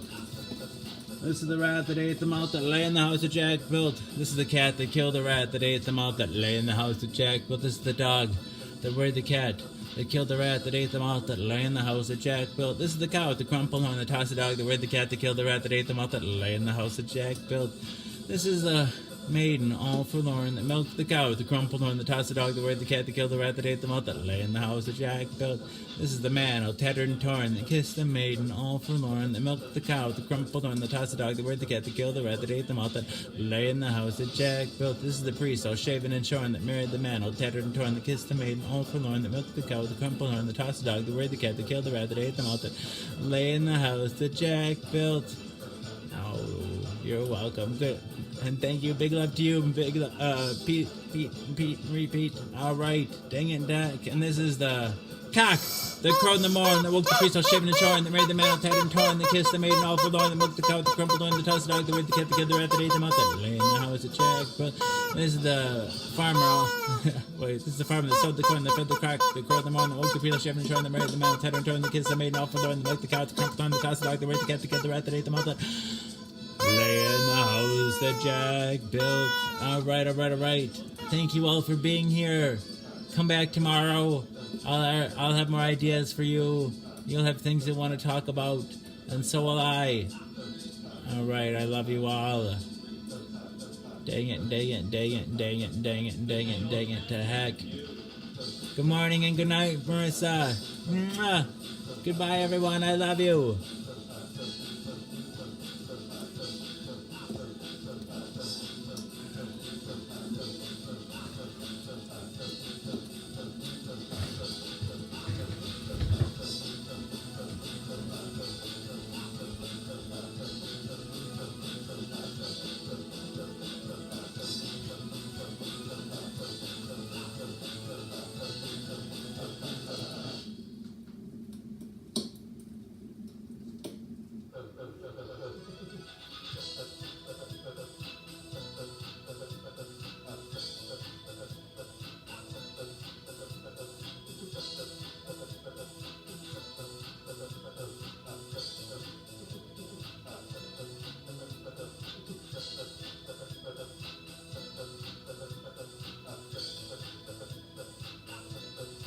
Good night, everyone. I love you.